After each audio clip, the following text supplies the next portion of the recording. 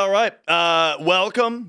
How's everybody doing? Hello. It's Friday. I took the day off, because of the overnight that I worked Tuesday night. I just don't have to work today now, so that's cool.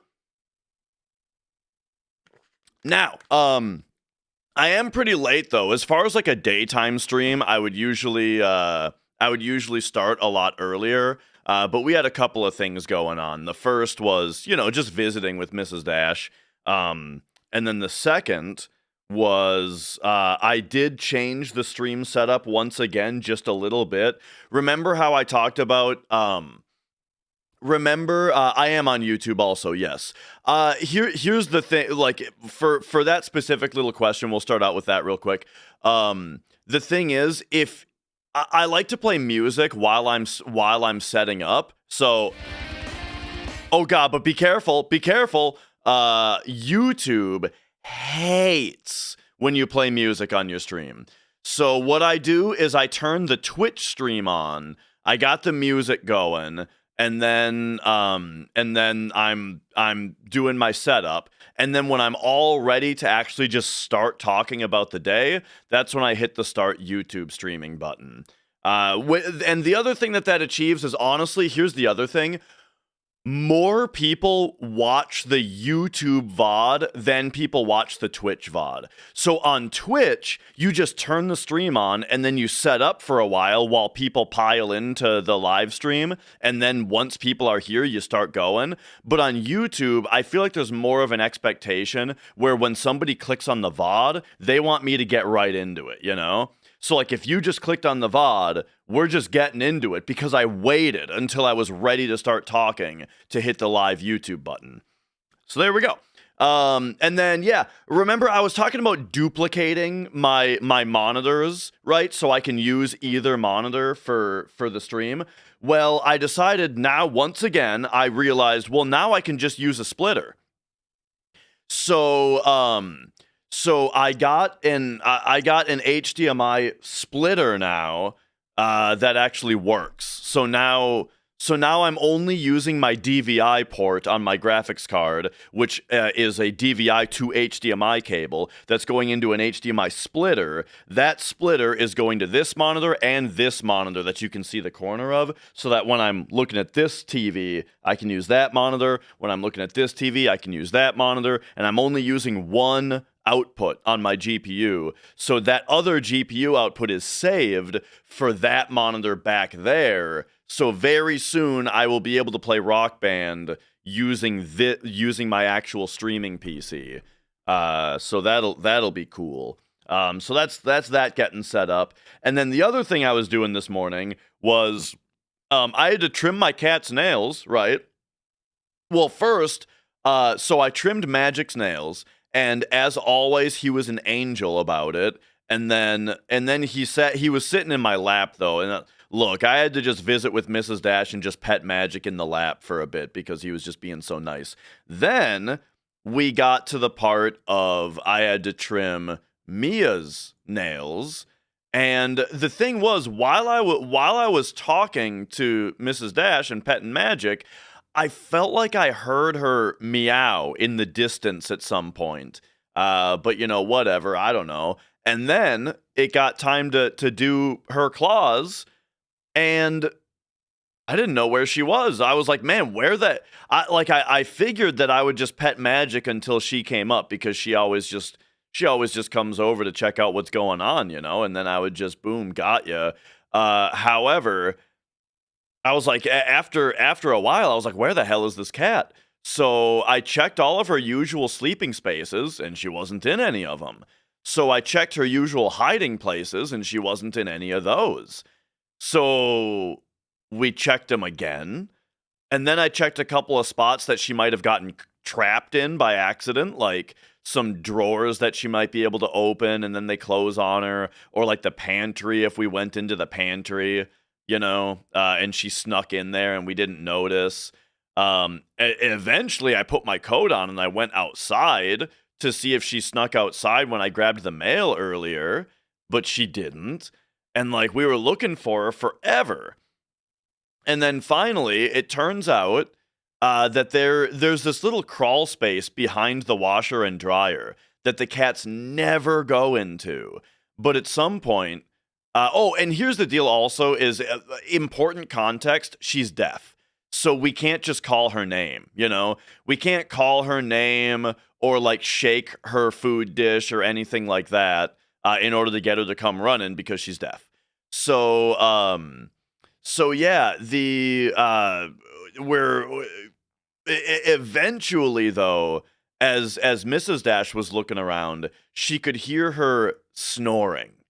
We could hear her fucking cat snoring that she does as she's napping, and we found out that she had gotten into the crawl space behind the washer and dryer, which she never goes back there. I've never seen her back there before. And also there's a pillow back there, I guess.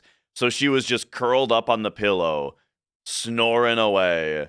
And there you go. We found her.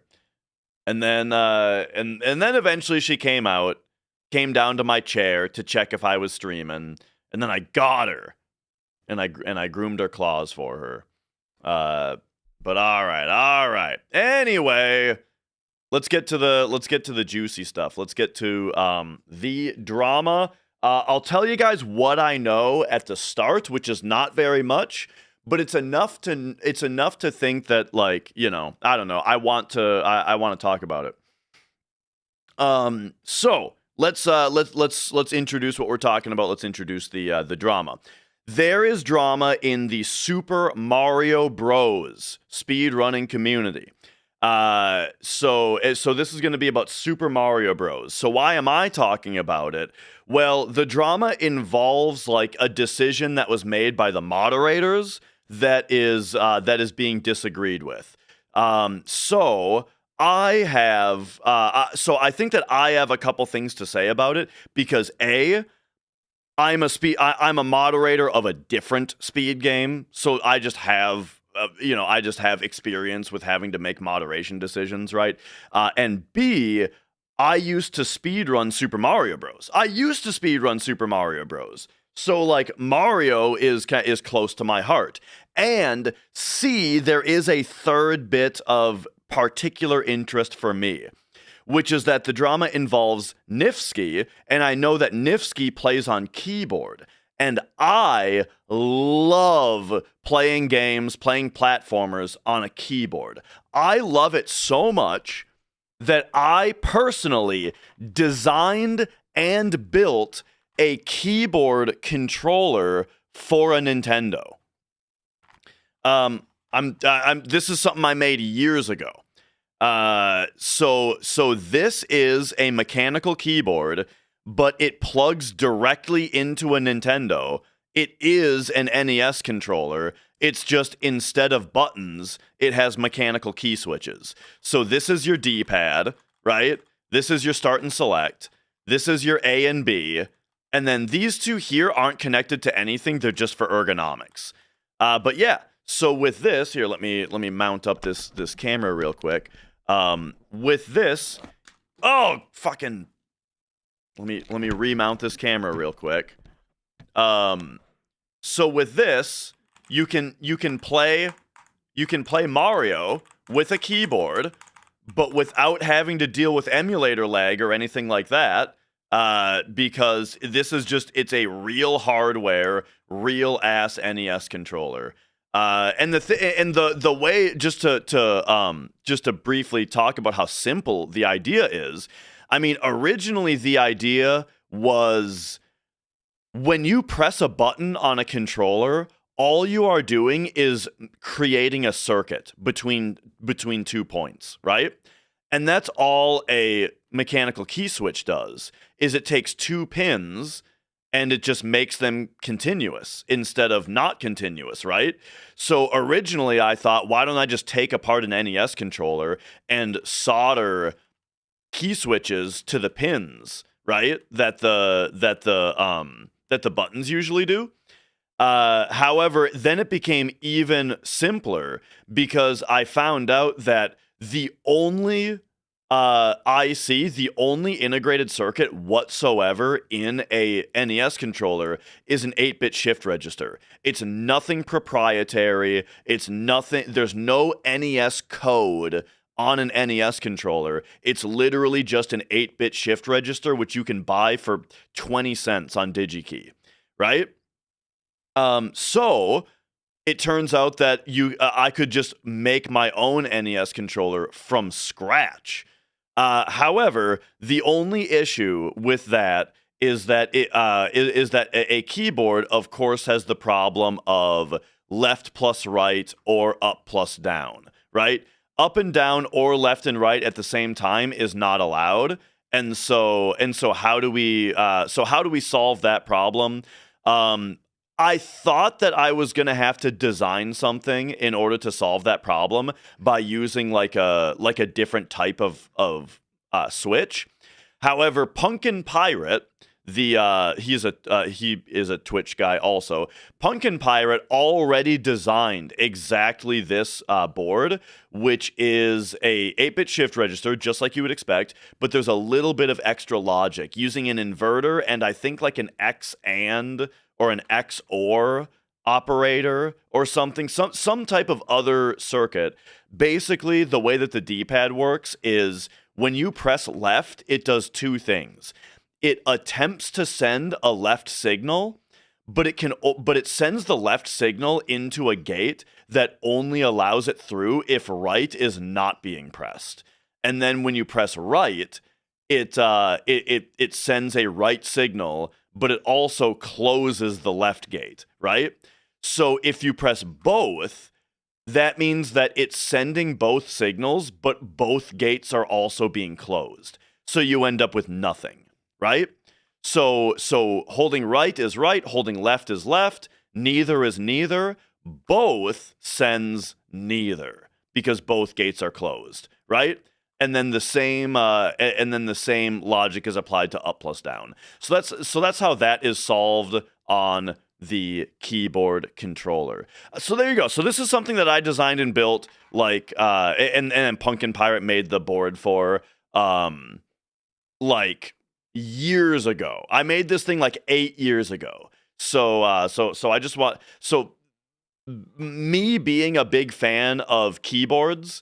That's just I bring this up to say that that's part of the reason that I wanted to talk about this particular drama, whatever it is. All right, so let's get into that. Let's start talking about what we are talking about today. Take me here, and then let's bring me down here. Let's embiggen me, and let's bring you guys over here a little bit. No, the pressing two keys at once I don't think is part of the drama. Not that I've heard, because that would be obviously a cheat. Like, as in it is established Super Mario Bros. Speedrun rules since ever that you're not allowed to press left and right at the same time. And so if that's what somebody was doing, then you just be like, oh, they cheated. You know, get them out of here. Okay. So, the first thing that I want to do before I hear Niftski's side, I want to hear the moderator's side. So I think if we pop over, hang on, I'm not logged in. I gotta log in so that we get rid of the ads. Invalid username or password. Oh, right. I took the underscore out of my username. Now they sent me an email for two-factor authentication. Hang on a second. Hang on. We got a two-factor authenticate here. All right. Boom. Boom, boom, boom, boom, boom.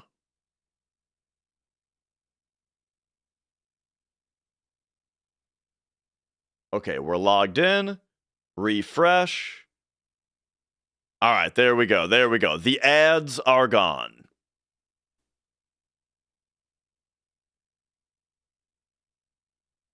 Okay, so here we are on speedrun.com /SMB1. which is how you get to Super Mario Bros.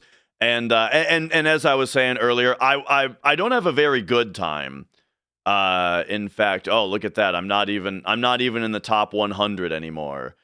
But around here, right? Where I be? I thought I had like a 19.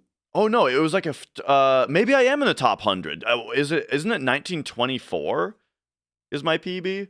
Oh yeah, there I am. There you go. I'm number 96 on the leaderboard nowadays for speedrun.com SMB1. 5 years ago. I used to speedrun this game. There you go, 5 years ago. But okay. So there is. Okay. So I feel like this is a follow-up to something that I don't know, because this is a retraction. Input device / controller keyboard swapping rule set. So I wonder if we just go to news. Here we go. Okay, so here is the original post 5 months ago. The SMB1 moderation team has issued new rules regarding keyboard / controller swapping. From now on, runners may swap between different controllers, keyboards mid-run under the following conditions. Okay, so this is, are you allowed to use multiple controllers during the run? Before I even go on to the conditions, I'll just say what I think about this. I don't think that there's any problem with this whatsoever. If somebody unplugs a controller and plugs a different controller back in, I haven't seen anything yet, Reaper Seeker. This is my first dive into this at all, right? Yo, Ace, how's it going? So I don't think that there's any problem with somebody swapping controllers mid-run. In fact, I had to. On my FF7 100% run, which is a 15 to 16 hour speed run. I think this was the time where my time was like 15. What was the time on this? Oh, that's the wrong. 100%. 1546. On this 1546 run, my circle button stopped working. Like 10 or so hours into the run, and I had to and I had to switch controllers. I had to unplug this controller and plug a different controller in order to finish the run with, because my circle button gave out on me mid-run. Now, I can see the argument where it is sort of up to the speedrunner to keep their hardware in working condition. And if your hardware dies mid-run, maybe the run dies with it, right? You could have that argument, and I could just be like, yeah, okay. However, if I try to challenge it, though, if I say, what is the actual problem with changing controllers mid-run, I can't think of one, right? I don't think that there is. I don't think that there's any problem whatsoever with switching controllers. Another example of this would be in the in Turbo. I remember Morningcraft wanted to run Turbo for the long cutscenes of FF7, but not the main game, because the thing is that like Turbo controllers sometimes have like a worse D-pad or something. So Morningcraft wanted to use his regular controller for all of his perfect menuing, and then when he got to the super long cutscenes, he wanted to just swap his controller over to a Turbo controller, turn Turbo on, and then relax during those long parts. And I also think that that's totally fine. So now that I've said that, now that I've said that I don't think that there's any problem with switching controllers, let's read what their restrictions are. Only one total keyboard and one total non-keyboard controller is used. Why? What's the problem with switching between two different NES controllers? What? Like, I I don't understand this restriction. Like, I would need. And here's the thing, like, when I read something like this, I do my very best to try to argue for them.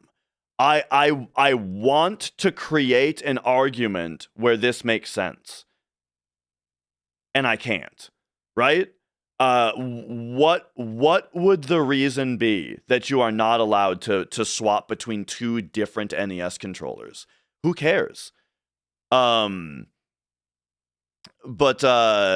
is the argument that it's only a 5-minute run? The thing about SMB is that every single level transition, you have a good amount of time to do something like this. You can swap between controllers during a level transition easily. Okay, well, all controller swaps happen in between levels.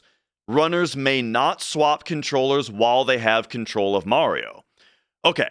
I normally what I would say about this is who cares? But on this one, I will attempt to make an argument. All right. I will attempt to make an argument on this one. I think that while you have control of Mario, if you unplug a controller and you plug another controller in, you are interrupting the electrical signals mid-frame, perhaps, to the controller, which may result in the game interpreting a left plus right input. You know what I mean? Like, I could see that argument that if you plug a controller in while you have control of Mario, it may result in a frame where the game interprets left plus right or up plus down, which is not allowed. Even though in that circumstance, I don't think that it benefits the runner whatsoever. So there is definitely an element of who cares because I don't think I don't think I don't think that you could ever get a really good time by doing this. I don't think that doing this would ever give you an actual advantage because I think that it would lose more time. It would have to lose more time than it saves. But this is me just trying to make my best argument. It could result in an input that's not allowed, right? And so sure, all right, fine. You have to do your controller swap between levels or while the game is paused, I would also say, right? There's no way it would be consistent. There's no way that it would ever save time. And so I do think that this is a example of making too many rules. In my opinion of how moderation should be, I don't think that we need to make rules about every little thing, right? Because it gets cumbersome and annoying, and honestly, it invites a lot of annoying discourse, you know? I just don't think that you need to make a rule about something that will never give someone that will never actually result in an unfair advantage. So I would have to hear what so basically what I'm asking is, right now, my opinion on this is who cares, and I would need them to explain to me what the actual problem is in order to maybe be on their side, you know? But yeah. So for both of these so far, I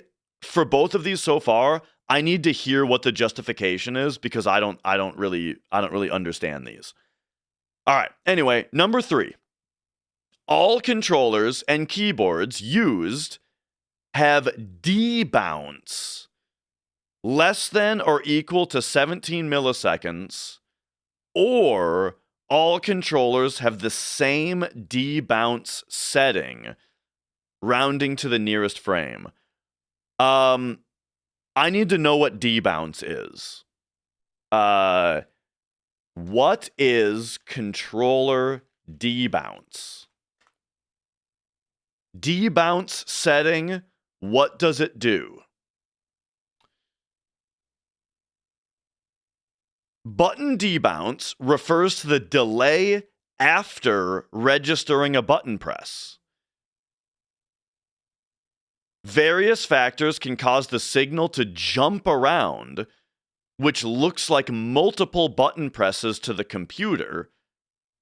So often, designers will add a mandatory minimum delay before the button can be triggered again. About 250 milliseconds is good for a standard button. Okay, so all right. So this is what I'm hearing.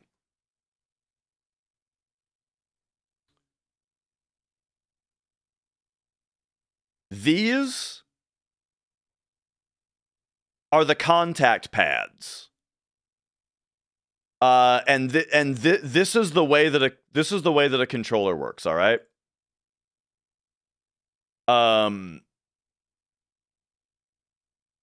Over here, you have the shift register, right? And right here, you have the pin for the button. Button pin, if grounded, button is pressed. Right? So this is how this works, right? Every different button on the shift register, or every single different button has a pin on the shift register, and that pin is connected to a pull-up resistor and to power, meaning that the default state of a pin is being powered by the power, right? And then over here we have ground. Okay. And the pin is connected to this side of the pad, and then this side is connected to ground. And now this right here, and we'll make it red because we're talking about Nintendo.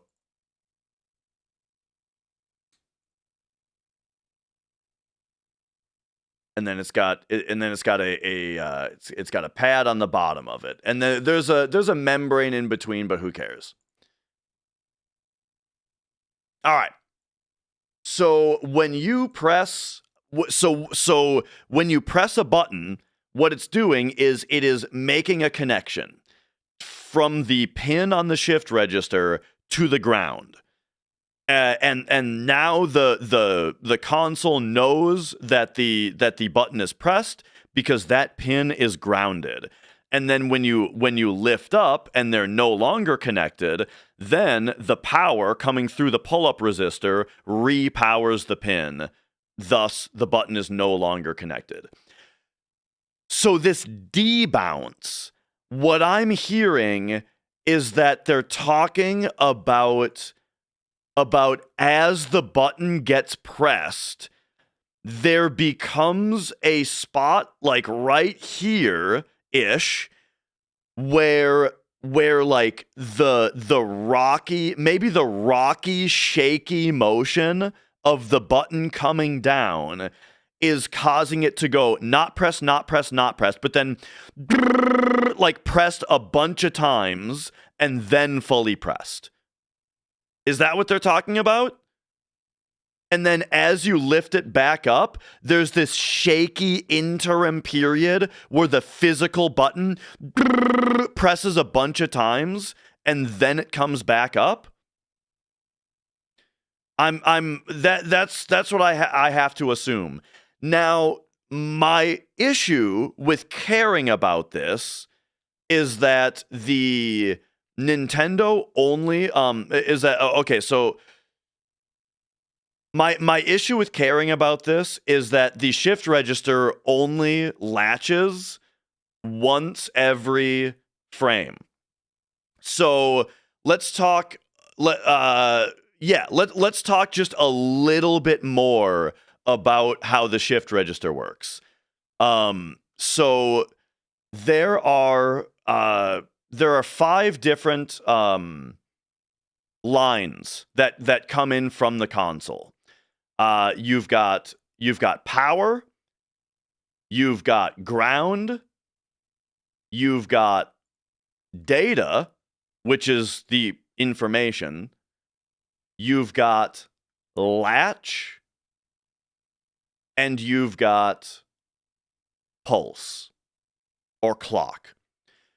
So these are the 5. These are the 5 connections that go in. So you might be asking, then why are there 7 pins on an NES controller's input? The reason is the zapper. Or perhaps other accessories. They're like extra options for other accessories, including the zapper. The regular NES controller only uses 5 pins. So you got power and ground, and then the way that the others work is there is a signal called latch, which is I might have this flipped, but I believe it's usually high. And the console, whenever the console wants to pull the controller, what it does is every one of the 8 different pins for the 8 different buttons, up, down, left, right, select, start, B, A, right? 8 inputs, 8-bit shift register. Each one of those buttons is in parallel coming into the shift register.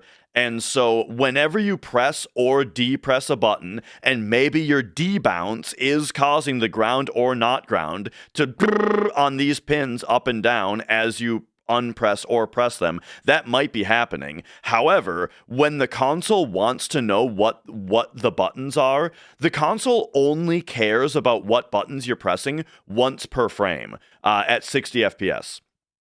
And so when it wants to know that information, it pulls the latch low, which takes a snapshot of the 8 bits.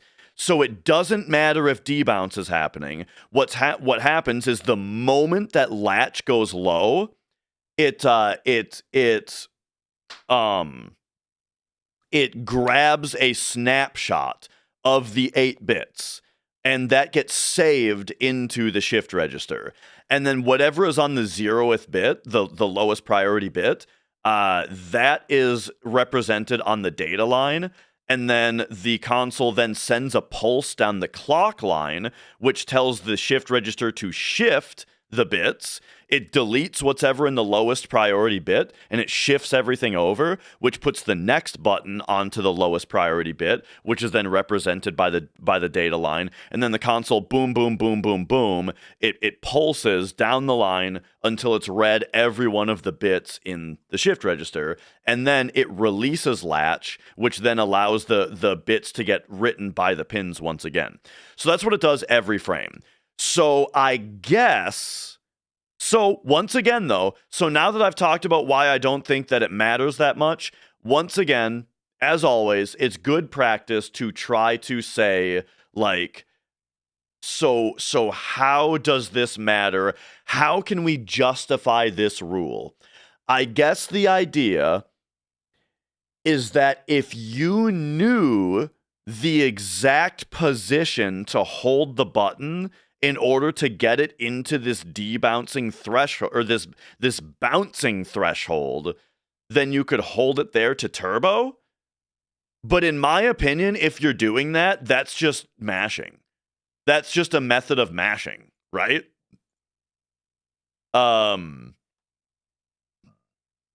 So, let's think about this in a different context. Let's think about this in the context of an emulator. If someone's playing on emulator and on keyboard,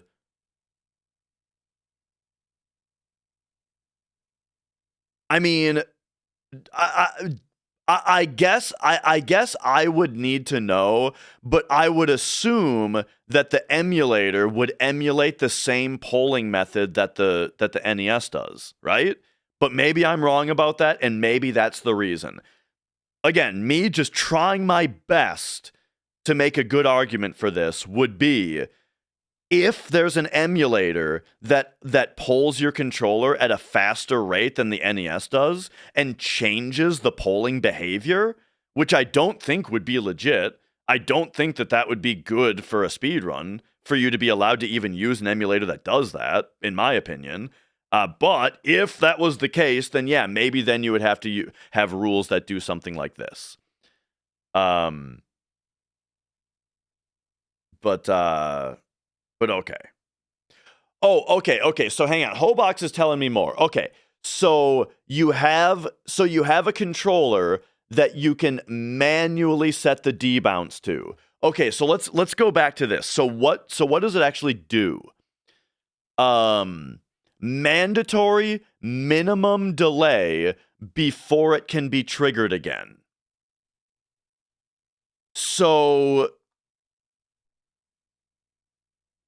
does that mean... I mean, I wouldn't think that you would be able to buffer a second press.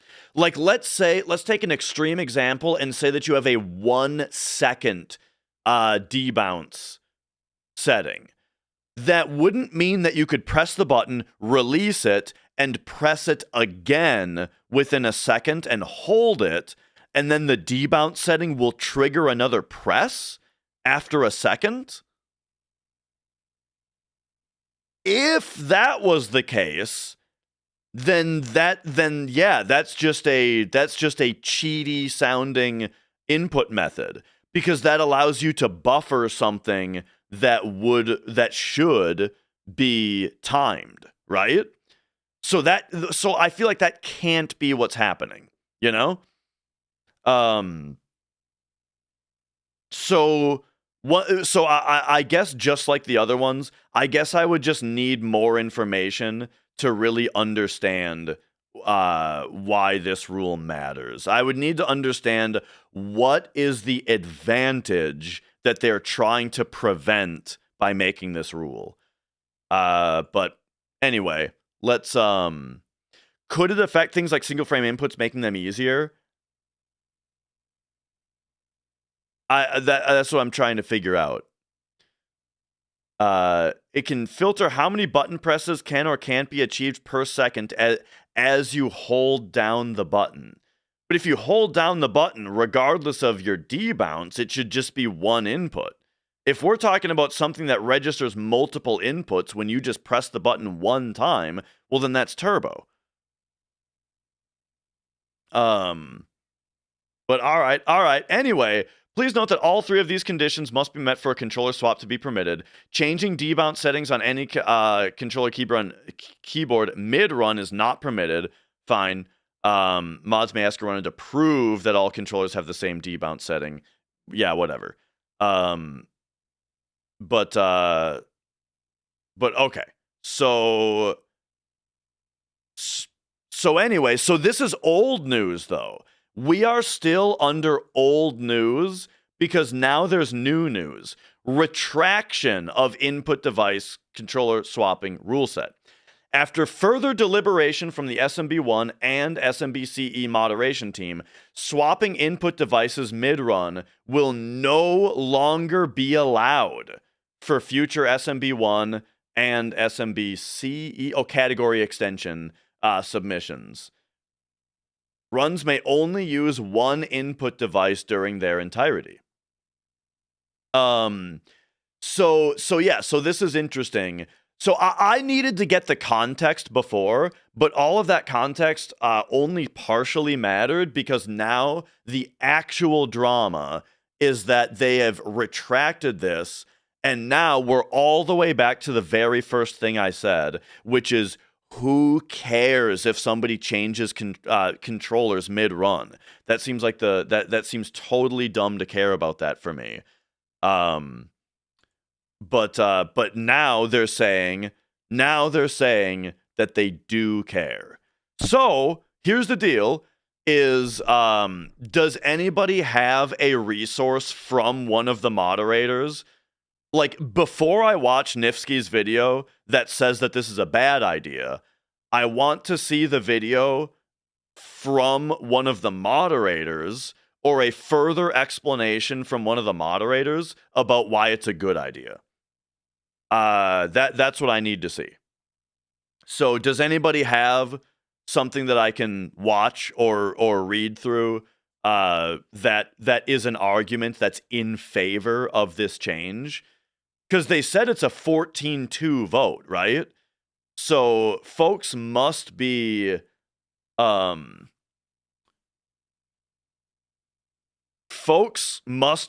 talking about this. I would imagine that there's a forum thread with like 1 million posts in it, but I don't see one.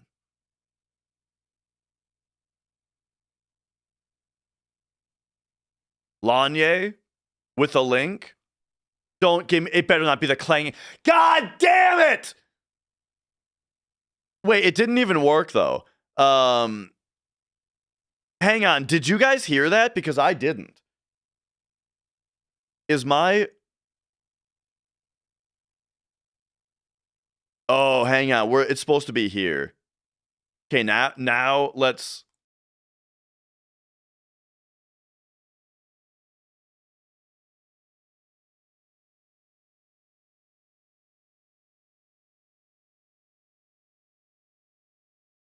Get any revenue for this YouTube stream.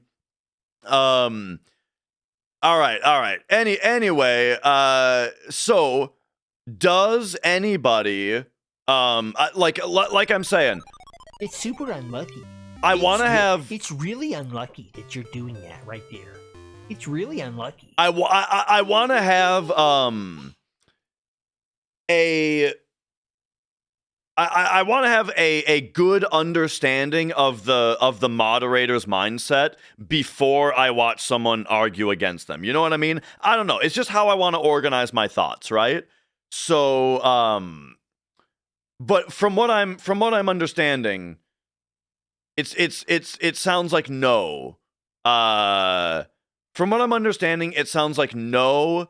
Nobody. There is no like longer form explanation about why they reversed the rule.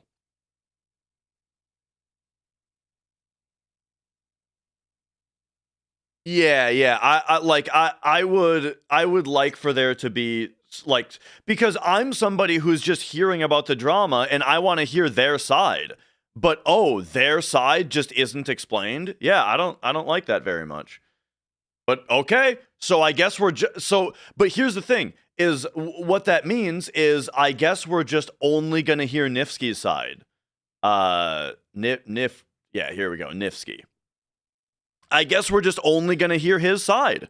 So there we go. All right, let's hear it. What's going on, everyone? I hope you're all doing well. Before the and also for the context of when I speedran Super Mario Bros, I do also want to say that I'm not a Niftski fan. I don't know the guy. I've barely watched the guy's runs. From like so when I speedran Super Mario Bros, Darbian was the leader. Darbian was the untouchable god of Super Mario Bros, who had every record, you know? And then when I started winding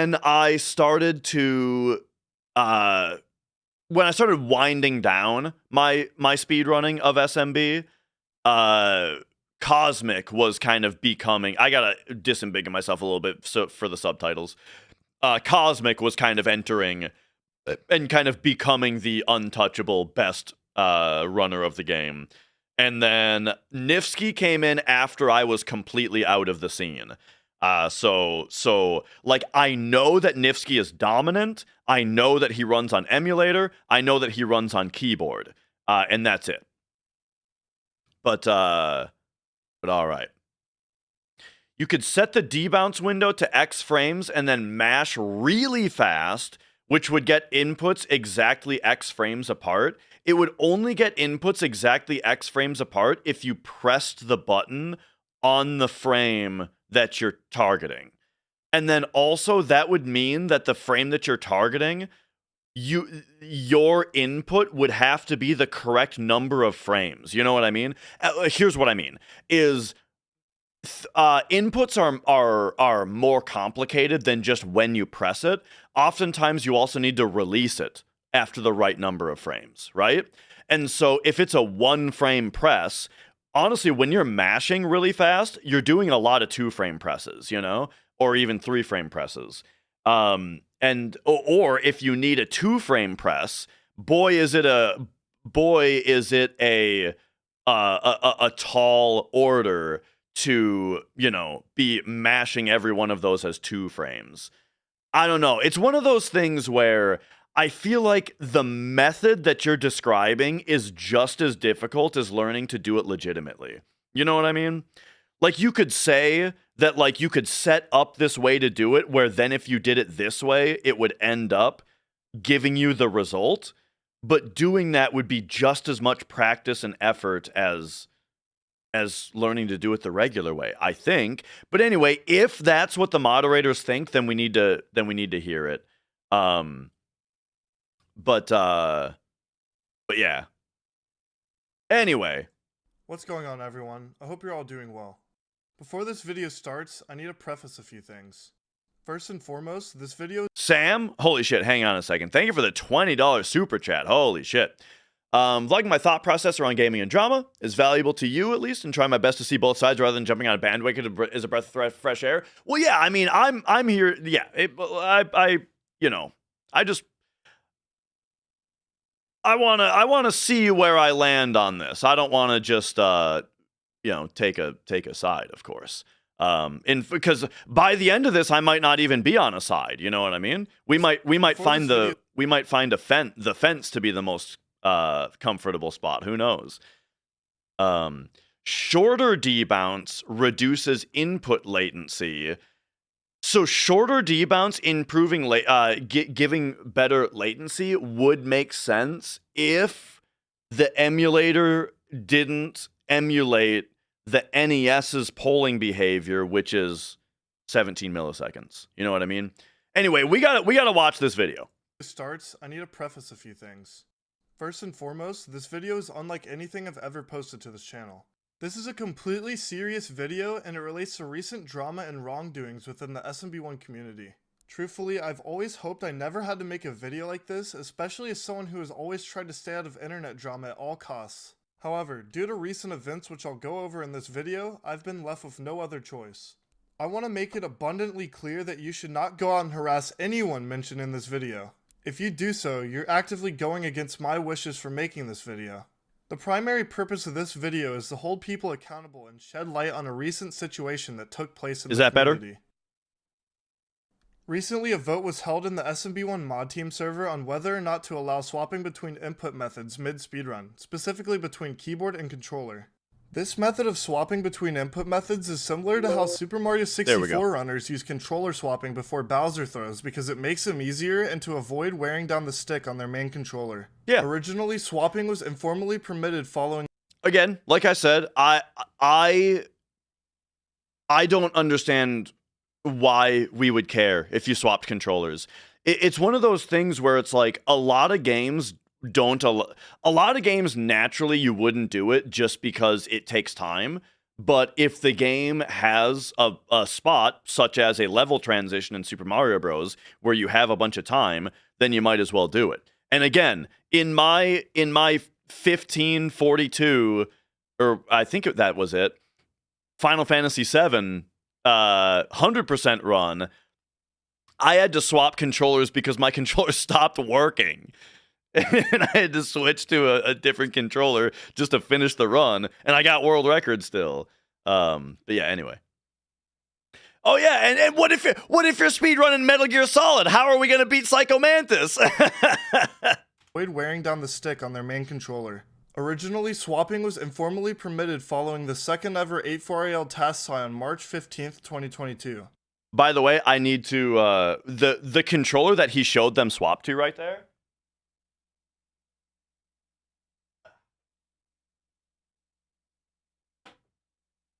I've got one of these. These things are really cool. Have you guys ever seen this controller? It's called the Hori Mini Pad. It is it's an N64 controller, but it kind of holds more like a regular controller, and it's got like the D-pad kind of in like the GameCube type spot. And then the really nice thing is this analog stick. Dude, this analog stick is like a GameCube analog stick. It's so nice. This thing feels super, super good. The only problem with it is it's very small. And like if you're playing a D-pad focused game, like the way that I play Doom or like WrestleMania 2000 or something like that, I would not recommend this controller for something like that, because, you know, the D-pad is too small. But also, yeah, like if I just hold this thing, like, this controller is fucking tiny, dude. Look how far, like, if I just hold the controller comfortably, look how far back this R button is on my first knuckle, dude. Look how far past my fingers extend. So, like, you have to kind of hold it. You have to, I don't know. Pressing R, you gotta like press it with this part of your finger, which is really annoying. So it is very, very small, but I do love how this analog stick feels. Anyway.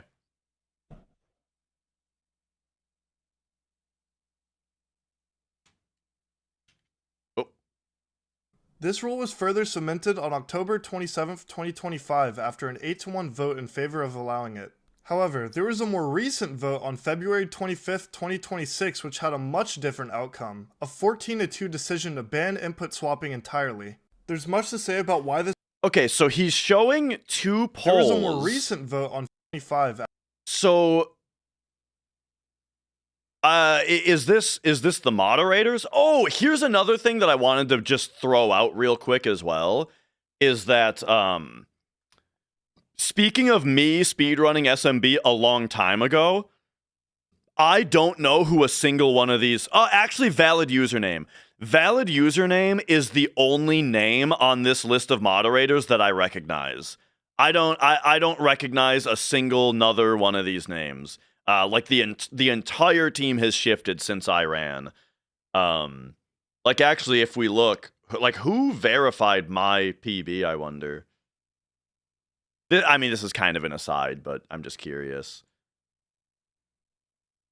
Supersonic. Oh yeah, good old remember Supersonic? So yeah. So that was a while ago. But anyway, okay. So is this a screenshot of the moderator of the? Because someone earlier mentioned that all of the deliberation happened in a private Discord. Sorry, moderator Discord, or maybe it's like a moderator group chat or something. So this must be a screenshot that the moderators provided of their chat. February 25th, 2026, which had a much different outcome, a 14-2 decision to ban input swapping entirely. There's much to say about why this ruling is unjust, but this video will focus on a deeper issue. That's a mad swing, by the way. That's crazy. Like, I honestly, like, hang on, Now, I gotta just leave this fucking tab up because I keep on going back to it. In the span of... You're saying in the span of 5 months? Like, after 5 months, they swung from 9-1 to 14-2? That's a wild swing. But all right. Issue. There is significant evidence indicating that the current any percent world record holder, Averge 11, conspired with other community members to ban input swapping with the primary intent of sabotaging me and derailing my progress towards a full game any percent task tie. This video will outline me and derailing my progress towards a full game any percent task tie. Okay, so, okay, yep, I was gonna question in there. I was gonna say, and let me finish here. I was gonna say, what does someone else getting the record, how does that stop you from improving your own record? But no. This is about a rule change. This is about them changing the rules so that so that the way that he likes to play is delegitimized, and that's what stops him from his progress. Got it.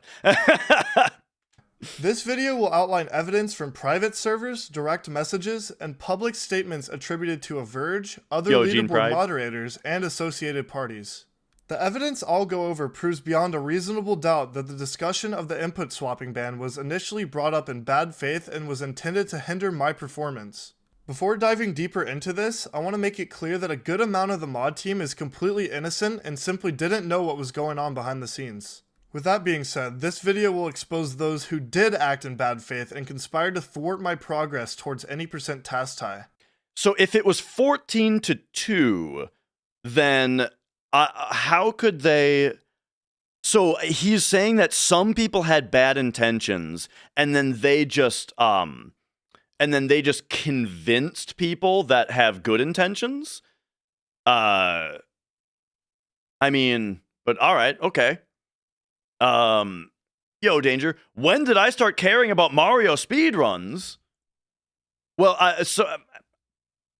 I'll reiterate because it's you, but A, I used to speedrun Super Mario Bros. Myself.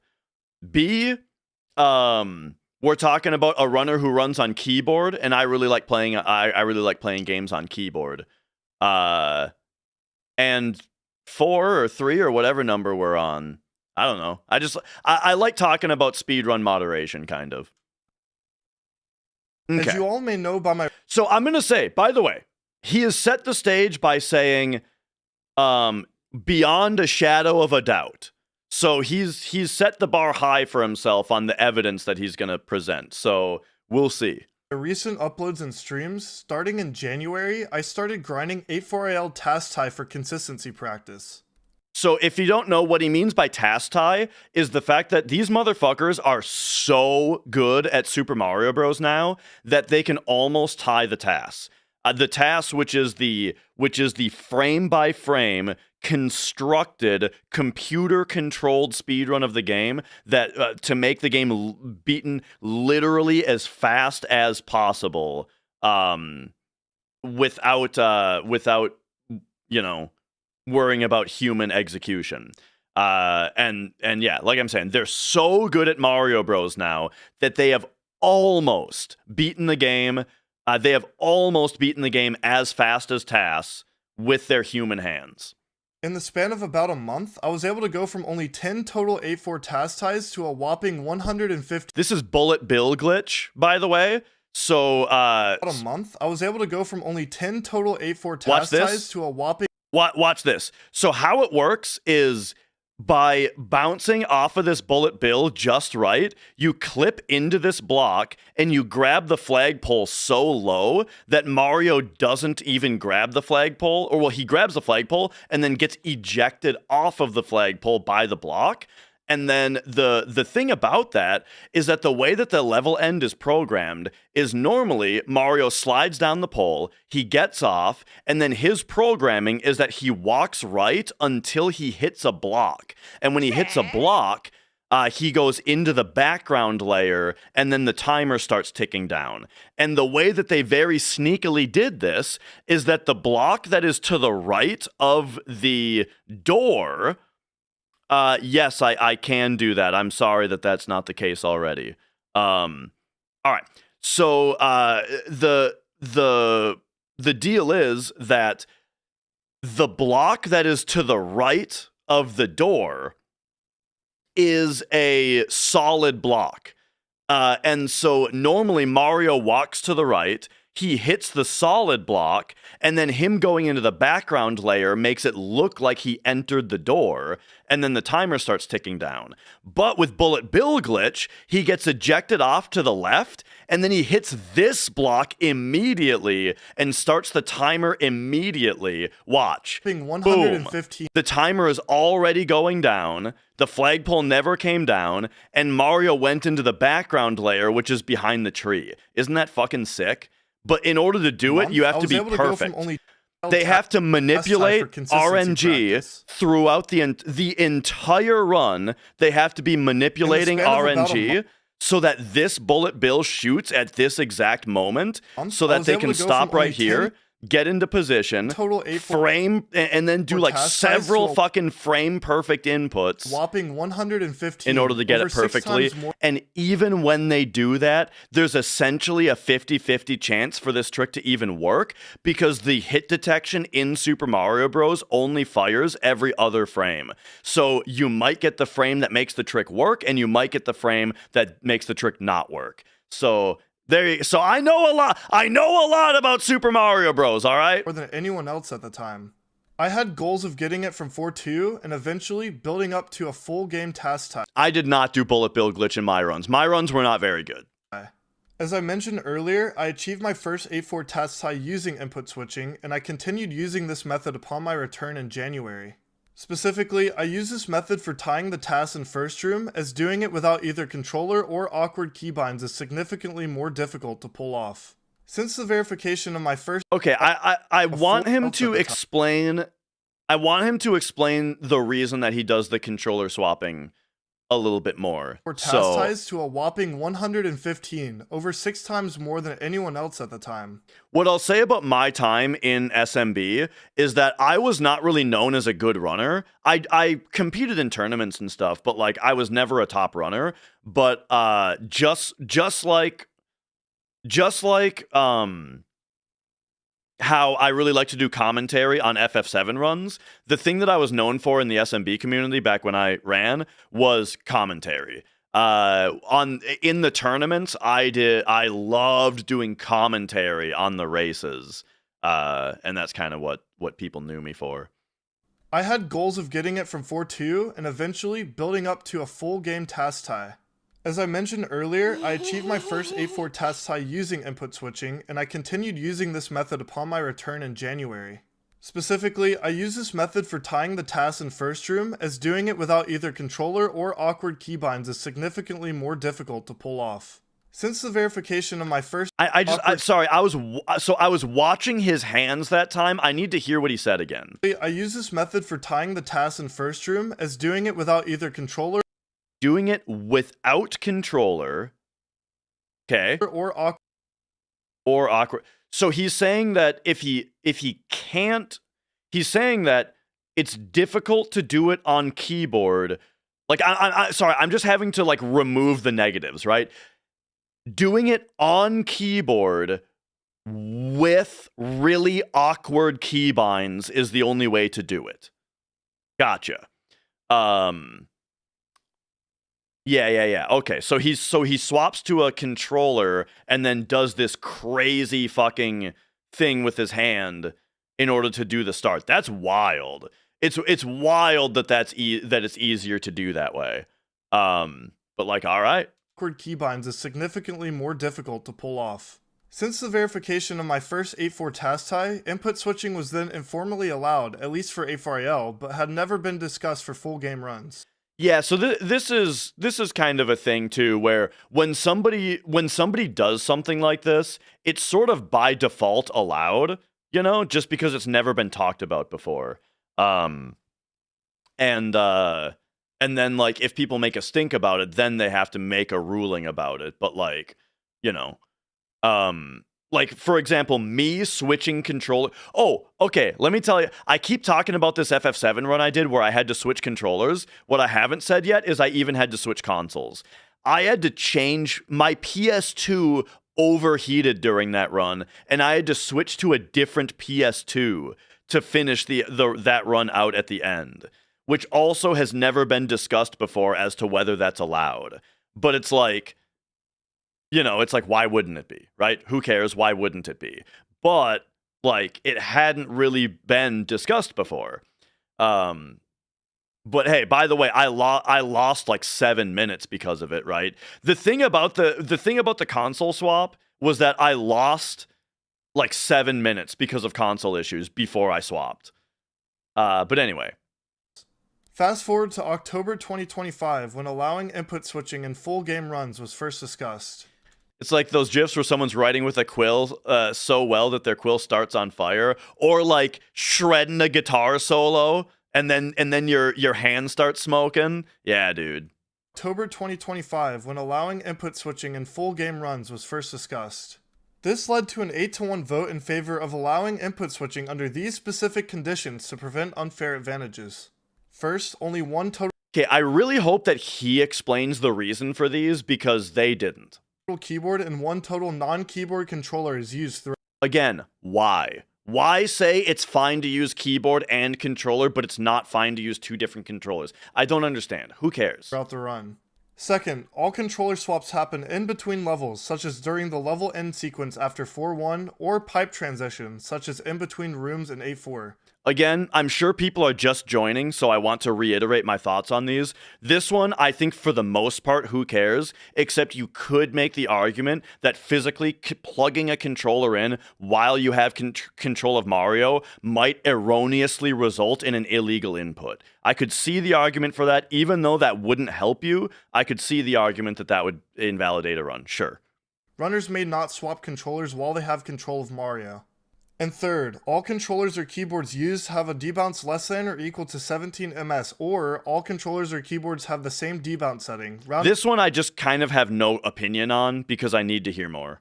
To the nearest frame. With these rules set in stone on October 27, 2025, input switching between keyboard and controller was officially allowed for full game runs. At the time, any % task tie was just a distant goal of mine, but 3 months after this ruling, on January 20th, 2026, by the way, this is a thing distant goal of mine, but 3 Sorry I'm getting distracted just by watching the footage, but this is a big thing that comes up in SMB running a lot. After this and ruling, people who don't know about SMB runs think that they find cheaters.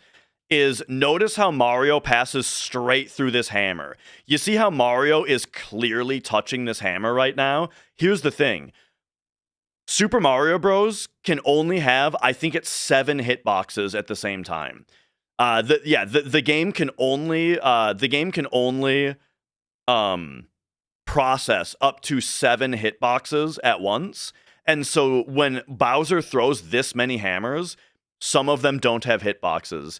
And so it's part of the speedrun strat to just pray that you can jump straight through the hammers, because a lot of the time you can. And also, I say pray, but actually, I'm guessing that he knows this exact pattern. Because there is a there's a whole bunch of, like, they know the RNG that they're gonna get on like any different frame that they might reach Bowser on, and so they probably just already know that the hammer is safe. January 20th, 2026, I made my public return to 8-4IL by updating the main SMB1 Discord server with my progress. This is the timeline of that progression. January 20th, 2026, I got my first 8-4 task tie upon my return, which was my 11th total. January 21st through 22nd, 2026, I got 5 8-4 task ties in one session. So what he's saying here is that 5 times he was able to reach the final level tied with the tasks. And then it's just the final level that he needs to play perfectly in order to actually tie the tasks. Now, you might say, now the thing about SMB1, though, is that it's got this thing called the frame rule that, long story short, it makes it so that tying up to the final level is much, much simpler than tying the tasks on the final level. Because the game can only send you to the next level on a timer of every 21 frames, meaning that many of the levels you have like a several frame window to beat the level within in order to reach, or in order to get the optimal time. Now, that said, though, isn't 8.3 frame perfect and you have to fast excel on it or something? Like, I think 8.3 is actually like incredibly difficult to tie TAS on. So it is like I don't want to diminish the achievement of getting to 8-4 tied with the TAS. I'm just saying that because of the frame rule, and then because of the frame rule, getting up to 8-4 is one thing, but then time stops in 8-4 the frame you grab the axe. And so that means that that this level needs to be done frame perfect the entire time. And I think it does, Mercura. Wasn't he talking about individual level? I'll rewind it. TAS tie upon my return, which was my 11th total. January 21st through 22nd, 2026. I got 5 8-4 TAS ties. 5 8, oh, no, he is talking about individual level. Oh, okay, never mind. Everything I just explained doesn't matter. He's saying that he actually did 8-4 standalone tied with TAS. Got it. One session. January 24th, 2026. I got TAS tie from Blant, which was also the 12th TAS tie of the day. Later in the day, I did a stream where I attempted to get 8-4 TAS tie simultaneously with Lakuki. At the end, Lakuki is a name that I remember from back when I ran the game. He's old school. of the day, I updated the Discord on my progress from the stream, which included getting 8B first room 9 times in a row, nearly getting 8-4 TAS tie back to back, and achieving a total of 15 8-4 TAS ties during that session. January 26, 2026. This is when things started to unfold behind the scenes. In a leaked voice call, 3 members of the mod team, Averge, 108 Pi, Leaked Discord voice call? Bro, this is gonna get juicy. Holy shit. and Solirox discuss why they believe input swapping should be banned. I changed my mind about keyboard controller swap. Oh, bro. Really? Yeah, because here's the thing that ultimately changed my mind. All right, let's hear it. Let's hear what changed his mind. I'm open to hear it. It is just such an objective advantage Then do it yourself. over Console? You can make a keyboard. Okay, hang on. So sorry, I got it when he just said it's an advantage. All right. I hate the argument of what this guy does is what's better than what I do, and so it should be banned. I hate that argument, dude, because if it's so much better, then do it yourself. And you might and okay, hang on. I did crash out just a little bit early because he is going on to say it's an advantage over console. Well, guess what, bro? There exist keyboard controllers for NES. Use a hitbox. People use a hitbox, or just like I already showed earlier, I literally made, I designed and built a keyboard controller for an NES myself, and it's. You can just do that. But I guess that okay. Anyway, let's go. Sorry. Let's hear him out again. Sorry. We're gonna hear him out. It's just sentence number 1. We're starting off very rough here. We're starting off real rough on sentence 1. Thing that ultimately changed my mind. It is just such an objective advantage over console that like you can't even make any argument. Like, I don't even mean this as like glaze, but watching him do TAS tie attempts on his stream with like the controller switching, that was kind of sobering in a way. Yeah, I do think we might have jumped the shark on the controller switching rules a little bit. Given Solirox's comment, along with the conversation occurring just days after I publicized my rapid progress in 8.4, it's clear that my success with input swapping was the main reason behind their opposition to it. As a side note, it's worth mentioning that 3 months before this call, Averge had no issue with using the same type of input swapping as I did. In fact, days before the first vote in October, they bought their own controller for the sole purpose of using input switching to get their own 8.4 TAS tie. Okay, so he's trying it. Was short-lived. Okay, Averge. I'll respond later. I've been busy. Dude, TS, is that this? Is this Zoomer speak for this? Is so stupid. I'm getting the inputs in reverse every time.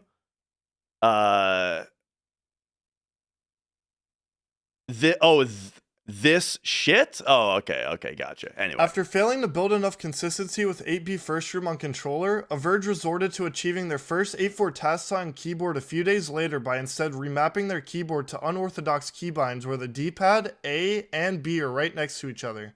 Also, during Averge's any% grind in November 2024, they asked valid username and SMB1 supermod if switching between 2 different keyboards would be allowed, citing my first 8-4 task tie as precedent. These instances show that Averge held no reservations for input swapping, and they actively sought to leverage the technique for their own benefit. Yeah, it's also probably really hard to do and takes a lot of practice. But anyway, sorry, hang on. Mia's getting up. She's on the move.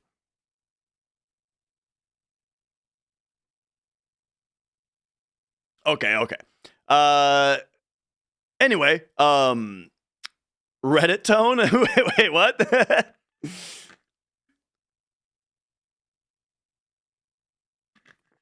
Can I explain Averge's argument? From what I understand, the idea is that you can't use keyboard and controller on console, even though you can. So the only way is on emulator.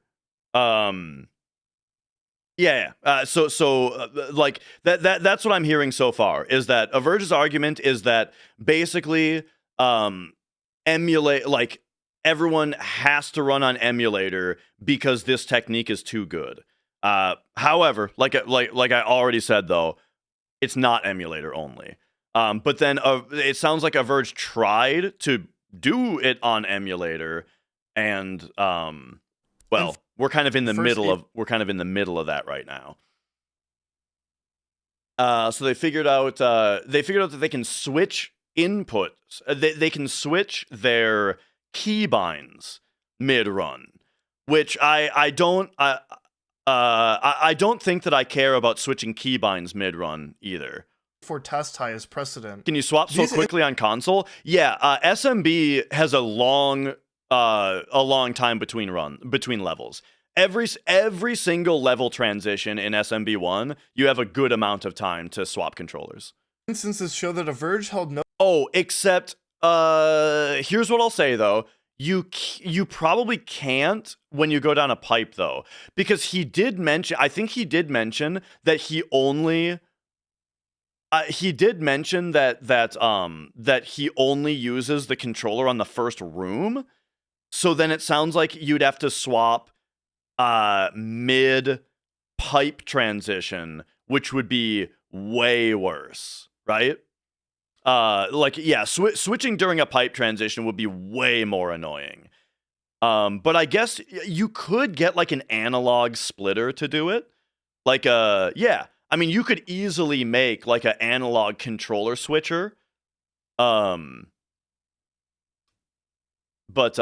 you know. Yeah. No reservations for input swapping, and they actively sought to leverage the technique for their own benefit. And for the last day of the timeline, January 30th, 2026, after taking a... Whoa! Man, those alerts are really loud today because I have my computer turned up for the video. But okay. Hang on. I gotta run to the restroom real quick, and then we'll get into the rest of this. I will be right back.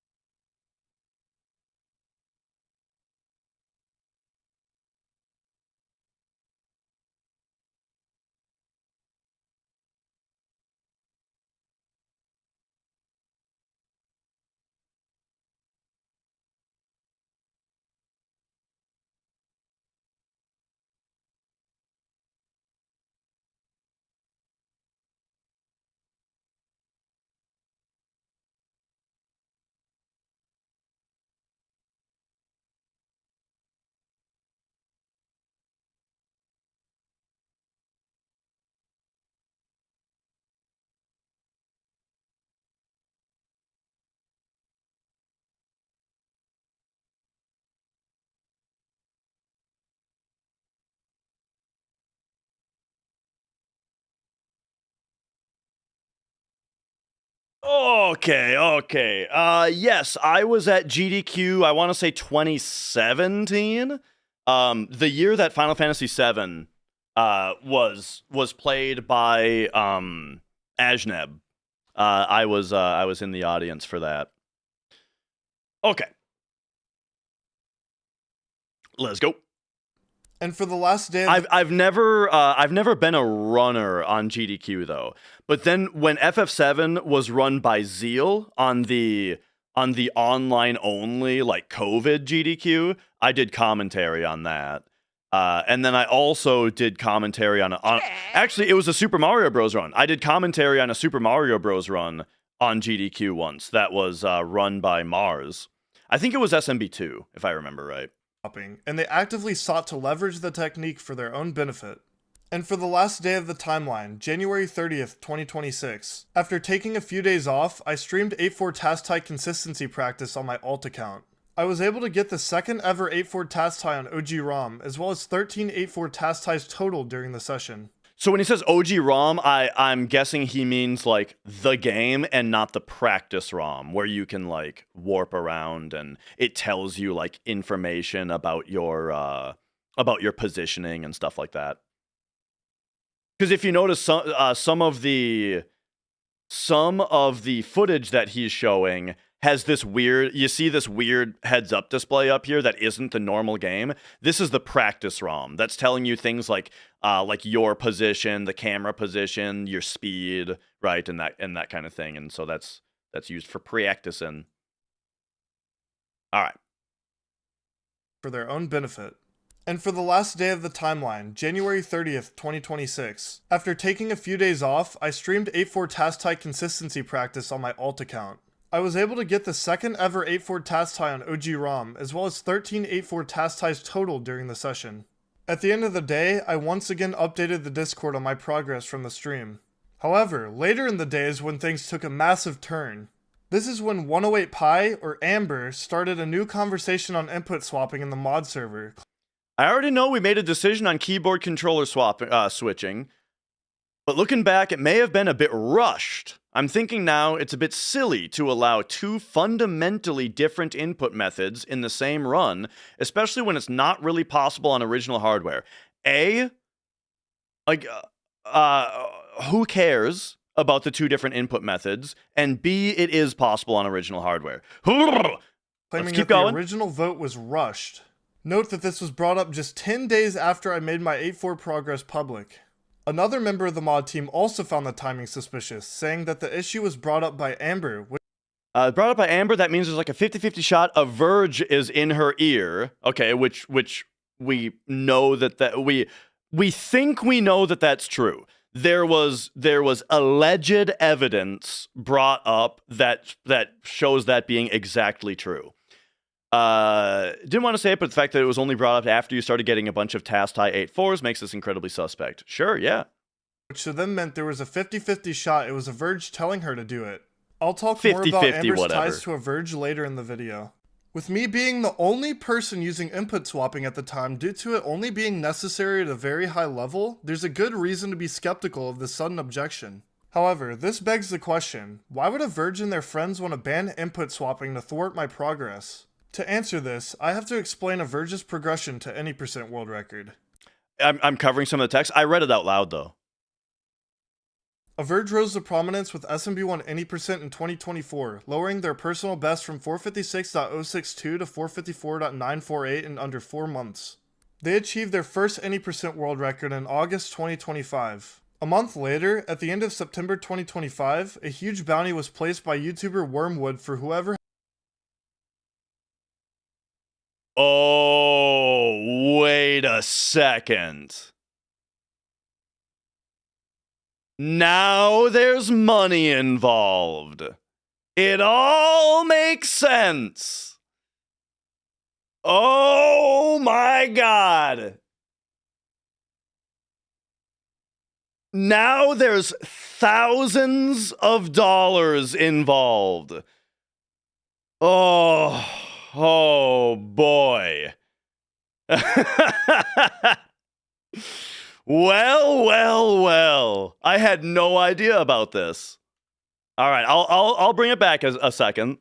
They achieved their first any percent world record in August 2025. A month later, at the end of September 2025, a huge bounty was placed by YouTuber Wormwood for whoever had the top 3 runs of SMB1 any percent by the end of the year, with the first place prize being $5,000 and a custom-built Mario-themed gaming desk. This Okay. sparked activity amongst top-level runners Plus a desk. for the remainder of the year. During October and through December of 2025, while we were all grinding, myself and other runners were highly supportive of Averge's efforts. We frequently participated in squad streams with Averge, and I rated their Twitch channel multiple times because I wanted to increase awareness of their progress. After Averge initially achieved any percent world record, I retweeted the run on X. I even assisted Averge in getting an official Guinness World Records plaque by providing them contact information to a Guinness Hang on. I gotta slow this down. assisted Averge in getting an official Guinness World Records plaque by providing them contact information to a Guinness employee when they were unable to get a plaque themselves. Okay. I mean, hey, there you go. And a hot plate. That's what I was meaning to say. However, despite this continued effort and support on my end, Averge frequently displayed signs of jealousy and spite towards me in their private server called Squid, specifically over my accomplishments and influence. Here's some evidence. I actually have some personal experience with this that I won't get into very much detail in. But there is a particularly salty individual that used to, I don't know if they still do, because I only heard things that came to me through like DMs and stuff, but they at least used to frequently complain about my FF7 achievements. Evidence of that. This is Averge's first response to seeing that I was to be featured in the forward of Guinness World Records Gamers Edition 2026, saying, "Fuck 'em, bro." This is Averge trying to ask their friends how to publicly explain that my pop-offs are cringe and fake. These messages from Averge were posted while they were hate-watching my stream. They were annoyed whenever I or my viewers said I may attempt to get a full game task tie one day, claiming that I wasn't good enough to achieve it. This is Averge complaining that people in my server only care that I bench press 225 pounds because I'm Niftski and for no other reason. This is Averge saying that they want it to Wait. 25 pounds This guy can bench 225? I don't even know I don't even know how much I haven't laid on a bench in so long that I don't even know how much I can bench. But I imagine I'm going to be real with you. I think I would struggle to bench 80 pounds. I would probably struggle with 80. I'm not sure. I have like no idea, but that's my guess. I'm not a strong boy. I'm a dexterous boy.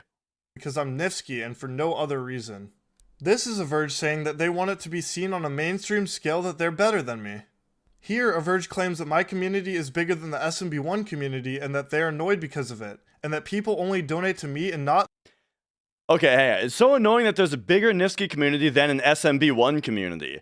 Yeah, there's also a bigger Caleb Hart 42 community than a FF7 community. I mean, it happens when a really big streamer speedruns a game, and that's really good for the community, right? If it weren't for, so speaking of, like, again, I relate a lot of stuff to FF7, right? But, like, that's what I'm saying, right? Caleb Hart is himself, it has a bigger community and is more popular than FF7 speedrunning. And the thing is, like, Caleb is the reason that so many people get into FF7. He's the reason I got into FF7 speedrunning, and he's the reason tons of people watch FF7 speedruns. Like, it is insanely good for the community to have like a hugely popular guy speedrunning your game. Anyway, I'm not mad at Niftski, and I don't think it's our fault. I'm just tired of seeing guy make $20 million being as good as I am, simply because I'm younger. I mean, so I feel like this is such like a wrong way to look at life, right? It's like, I don't know. I look at someone who is like doing kind of the same thing that I am or whatever, and really successful at it, and I feel like you should see that as inspiration. You know what I mean? It shows that like it shows that there is growth to be had. You know, like if you let's say Niftski didn't exist and you are the best SMB1 runner and you're making as much as you do right now, which is enough to apparently be bitter about, right? Well, then what do you even have to grow towards, right? It's like if you're already on the top, but the top isn't good enough, well, then I feel like that's a dire situation to be. I feel like that would be shitty. Right, but instead you have someone. Instead, you have something to look up to, right? And you can see that actually, streaming SMB1 can result in like a bigger community, and you know what I mean. It's showing you that you aren't at the cap. And then also. But I think simply because I'm younger is I don't know. I like maybe I would have to see more of the context of this particular conversation. But if you're saying that he's only more popular because he's older, I don't know. That doesn't it's whoa. That's super just making excuses, you know? Because that excuse doesn't really make any sense. But all right. Anyway. Them because they're younger. This is Averge complaining about me getting 2 records in a day upon my return to any %, saying that both of my runs were worse than theirs. This is Averge in the public Mario. Okay, hang on. After reflection, I'm kind of tilted that Niftski got records today because both his runs were worse than mine. I guess I don't know what they're talking about right now. This is Averge complaining about me getting 2 records in a day upon my return to any %, saying that both of my runs were worse than theirs. This is Averge in the public Mario. I guess I need to know why he's saying. I guess I need to know why he's saying that his run was better. We need SMB runners in general or we need SMB runners in general or a tier list. Okay. And then he's shouting out Darbian. I mean, Darbian does have aura. I'll give him that. But yeah, all right, whatever. Speedrunning server saying that I've done nothing aura-wise. Sure. This is Averge publicly complaining about a video I did with Doggy. I mean, look, I didn't think that I had anything to say about aura, right? Hang on, I'm trying to find it here. I didn't think I had a comment about the aura remark because, you know, I feel like I'm too old for this shit. However, where is it? Anyway, he was running shirtless earlier. I feel like running shirtless is kind of aura farming. Aura-wise. This is Averge publicly complaining about a video I did with Doggy, a top Geometry Dash player. The video is titled The #1 Mario Speedrunner vs. Geometry Dash, and it was recorded before Averge got the any % world record back. However, upon being posted, they took issue with it, saying that it rubbed them the wrong way and that they are the #1 Mario speedrunner at the moment. They also went to their... Okay, look, Averge might be a cool guy, and we are just being told all of the annoying things about him. That's very possible. But here's the thing. Just because you're #1 right here doesn't mean that you're #1 right here, right here, right here. Like, who's the #1 SMB runner?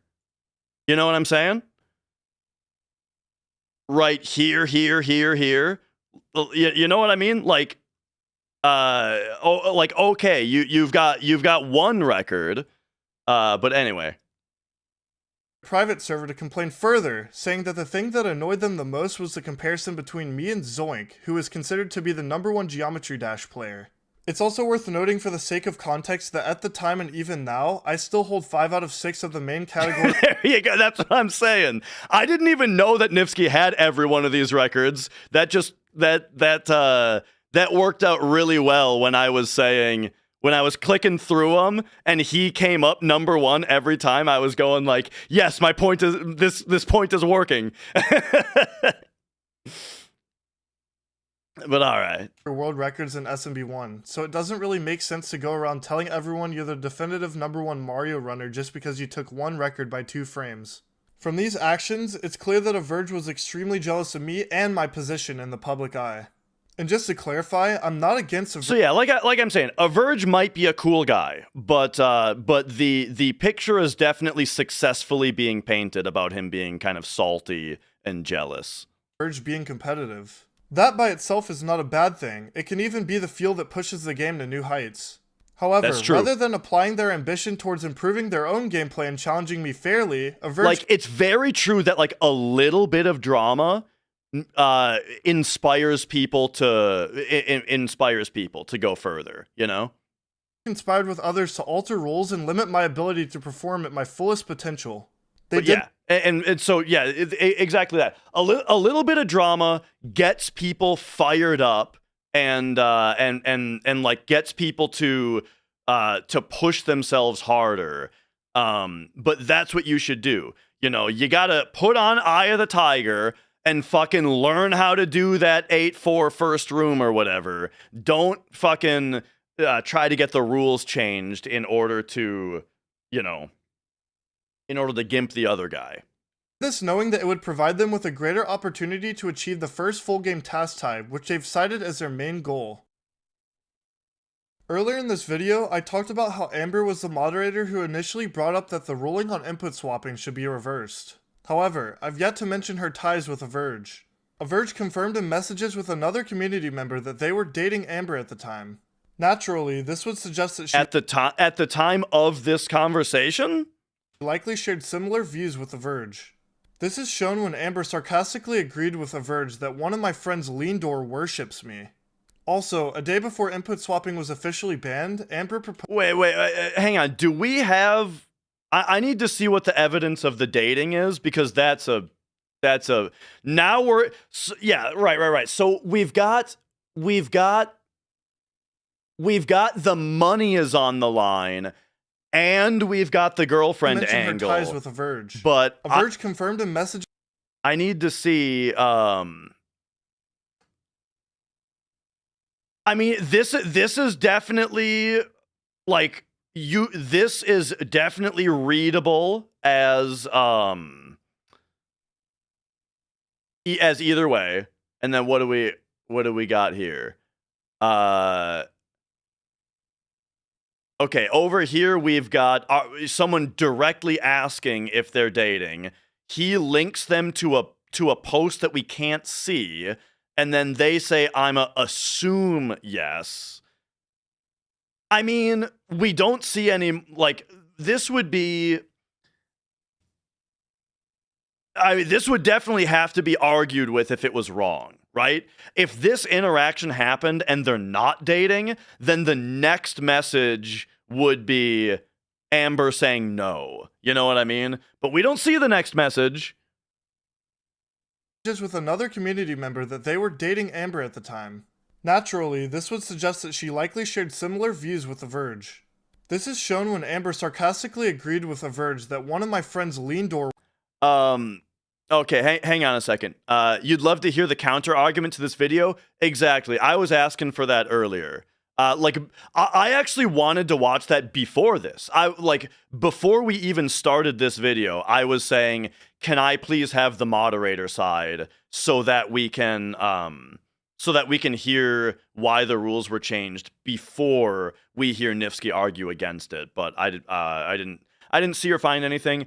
I have been told that there is something to watch after this, though. I've been told that there's something to watch after this, and so we'll have to see. Worships me. Also, a day before input swapping was officially banned, Amber proposed that we should allow an adapter for using keyboard on console at in-person events. Yeah. This would have helped Averge sure. by allowing them to bypass learning the game on controller, a requirement for most live events. And since a keyboard console adapter would have only really been— Wait a second. Does Averge also play on keyboard? Because I didn't know this. If we go to like this. Oh, on a he plays on a Mister? Got it. Okay. So he plays on Mister, which is FPGA, and plays on keyboard. Bro, what are you complaining about? But okay, all right. benefited Averge at this time, it's clear that she was acting on Averge's behalf. I mean, that's acting on everybody's behalf, though. Like, I think, like, I think it's very reasonable as a moderator to say, like, this. I'm arguing against Niftski's point here a little bit. I think it's very reasonable as a moderator to say, if we allow input switching, which is obviously more easy to do on emulator, then it would be nice if we knew of an easy way to do it on console as well, right? In order to have that information for people who play on console, right? That I think that's just an extremely reasonable thing for Amber to say. When the input swapping vote was first brought up, Averge wasn't a moderator, so they were unable to contribute to the vote. However, the SMB1 mod team sometimes adds runners to the server called consultants, which allow runners outside of the mod team to still contribute to votes and discussions. Consultants, eh? So I know that there's super moderator, there's moderator, and then there's verifier, which is someone who can only verify runs. So they've got their own special secret extra thing. I mean it makes sense that you would, like, for example, in FF7, I guess everybody's a consultant, because whenever there's a discussion about ruling, we literally just ask everybody and do votes and stuff. I don't even think that we have to do votes, but we do. So yeah, I mean, it makes sense that it makes sense that the top runners would have some kind of, like, they would have a big opinion about ruling changes. I guess I'm just surprised that they have a name for it and that they're, like, an official placing. If that's even, maybe that's not the case, though.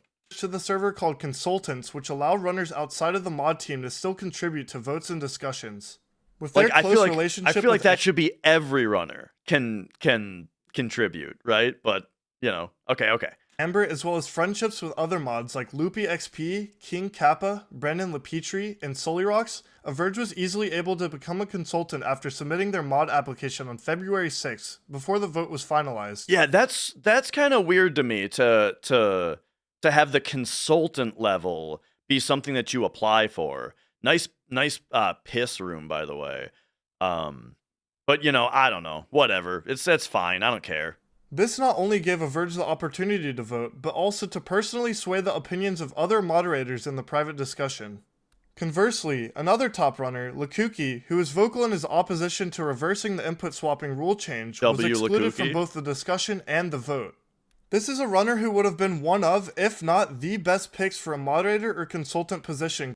Yeah. So I mentioned this way earlier, that, like, if I look at the top 5 here, the only person here that I recognize is Lakuki. Like, this guy is old school. This guy was running back when I ran. So did Miniland, by the way, but he's number 6, right? But yeah, actually, if we extend it to the top 10, the only names here that I recognize are, well, I think I recognize Eddie Cat Gaming. I think he's run for a long time. JS Carbo, I recognize, Miniland, and Lakuki. Oh, and there's GT Ace is 11 now, huh? GT Ace was actually pretty dominant for a while as well. Cosmic is 17 now. That's crazy, because Cosmic was super dominant when he was running. Wes. I think Wes had the record at one point, if I'm not mistaken. Anyway. Given his extent, would have been one of, if not the best picks for a moderator or consultant position, given his extensive knowledge on both controllers and keyboards, and the fact that he has the second most 8-4 task ties. However, after he submitted his application to become a consultant on February 7th, his acceptance was withheld until after the vote concluded. Later, when the subject was brought back up, acceptance was withheld until after. Okay, this says the vote closed on February 25th, and this is 3 days later. They brought Lakuki on. Now, I would need to see, like, evidence that Lakuki applied earlier than this. You know, we don't know when he applied. I guess we also don't know. Wait a second. The vote closed on February 25th. Okay, hang on. We're on 1312 right now. Where was that moderator? Where was the Discord vote? He showed screenshots of Discord votes. Here they are. This doesn't have a date on it. Okay, so the screenshot does not have. Wait, where was I? Ah, shit, where was I in the video? I think right here. Okay. Anyway, okay, so I don't actually know. Application to become a consultant on February 2nd. So I can't confirm when this vote closed because it wasn't part of the screenshot. And then also we don't know when he applied, but maybe we'll see that next. 7th? And by the way, I'll say this once. And this is a global thing, right? I watch reactions sometimes, and right now I'm doing one. And this is just a general thing for everybody if you're ever watching a reaction live. Never tell them to keep watching. Do you think that we're not going to watch the rest of the video? You never have to say, keep watching. We'll get there. I'm telling you what I think right now, and then if it comes up later, we'll get to it. I'm not meaning to drill into one person who said one thing in this channel right now. This is something that I see all the time when I watch reactions, so I'm saying this to everybody. What the hell is going on here? His acceptance was withheld until after the vote concluded. Later, when the subject was brought back up, Amber reasoned that she was unsure whether he'd, quote, prioritize the integrity of the game, end quote, and that— Okay, hang on. This is about Lakuki. Role ping time again. During the mod team applications, the idea of Lakuki being a consultant was floated at mod team applications, and I wanted to bring this idea back up. Would there be any objections to us doing that? Do it ASAP. Make mod, to be honest. He makes perpetual sense. Sure. He's been kind of honest over the times that I've spoken to him that he probably wouldn't be able to be super active. Oh, okay. He said I wouldn't be able to be super active with the verification side of things. So that's why he didn't really say anything on moderation part, but I feel like consultation would be a good balance with regards to that. Makes perfect sense. On one hand, he's the top exclusively controller player. Oh, really? So like everybody plays on keyboard now? But I don't know if he's going to prioritize the integrity of the game. So I don't know Amber's reason for saying this, but let's see. Okay, let's see why she's saying the next thing. Not to say he's intentionally biased. I just mean he tends to go off assumptions instead of actual arguments. I don't know. I think okay. I mean, so let me try to like maybe understand what she's saying. She's saying he projects a lot, right? That's got to be what she means. Is that he projects too much. He thinks that the way that he runs is the way that the rules should be geared toward, right? That's what she's saying? I don't know. Well, he's only a consultant. I feel like making a role that is not a moderator, but rather just a consultant is like exactly for the kind of person where you know what kind of argument you're going to get out of them. You know what I mean? Like you're saying that he's not, I'm getting fired up again. I'm kind of crashing out again. You're saying that he's not a moderator, so he's not somebody who's voting. Yes. You just want to hear his opinion. So if you know that like his opinion is going to go a certain way, or like you have this idea of how you want to take his information, then that's fine. But okay, but all right. Anyway, I think that's what they're saying. They're saying, okay, he projects enough. He projects too much. He, quote, tends to go off assumptions instead of actual arguments, end quote. Even if... I I feel like that's a little Reddit coded as well to make that kind of like accusation against somebody. But anyway, we'll go on. Amber's statements were true, excluding one of the most skilled and knowledgeable controller players from such an important decision creates an obvious blind spot. Also, why is, instead of an actual argument, how come you're just assuming the way that he's going to think about things? Right, Amber? Right, Amber? Aren't you just assuming how Lukuki is going to behave instead of an actual argument here? Furthermore, after the ruling was decided, Averge would publicly brush Lukuki's opinion off, both when he attempted to give his input and when he brought up that he didn't get to vote. Okay, so let's hear Lukuki's very bad argument here. Thing is, this rule change only affects a very specific amount of people, and the few people who it affects have never complained about being at a disadvantage. In fact, not a single controller main voted in favor of keeping it allowed. Okay, and they're talking about 14.3. Because you're going from I don't think I know enough about what they're talking about here. I don't think I have enough context here. But yeah. But right, so they're saying, so this rule change, they're talking about the new rule change. And they're saying that nobody complained about it, right? Because the only complaint that we heard was the leaked Discord call where Averge was complaining about it. And he's saying that nobody publicly complained about it. Gotcha. Vote. This bias among certain members of the mod team favoring Averge over me wasn't just noticed by us either. Back in December 2025, another mod agreed that this bias was, quote, an issue that's possibly bled into the mod team, end quote, with them even mentioning the relationship between Averge and Amber as another possible source of bias. This bias was not only a... This reminds you of a time that a streamer started dating an OSRS JX mod and started extorting other players. I saw that. Who is that guy again? I remember exactly what you're saying. I can't remember the guy's name, but he had like a really raspy voice, and that was a very similar thing of like the layers just kept piling up, you know. Relationship between Averge and Amber as another possible source of bias. This bias was not only apparent in the mod team either, it was also very obvious in the former main SMB1 Discord server called Haxer server. The server contains a channel called #announcements where moderators would publicly announce to the server whenever someone set a new major world record. Despite me setting several major okay, I kind of want to read this real quick.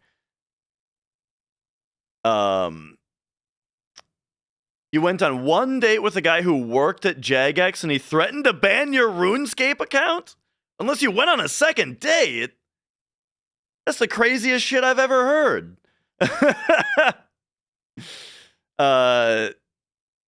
Okay. I want to give a special... Oh, hang on. Sorry. Shadowlancer, thank you. For subscribing. Okay. Social shout out to Northman for achieving SMB 3 Warpless world record the other day. This marks the first time someone not named Mitch Flower Power he's talking about, held the record since 2018. To put in perspective how long ago this was about a month before I moved on from being a viewer and started speedrunning. This is first seen since... So this is just a big post about SMB 3.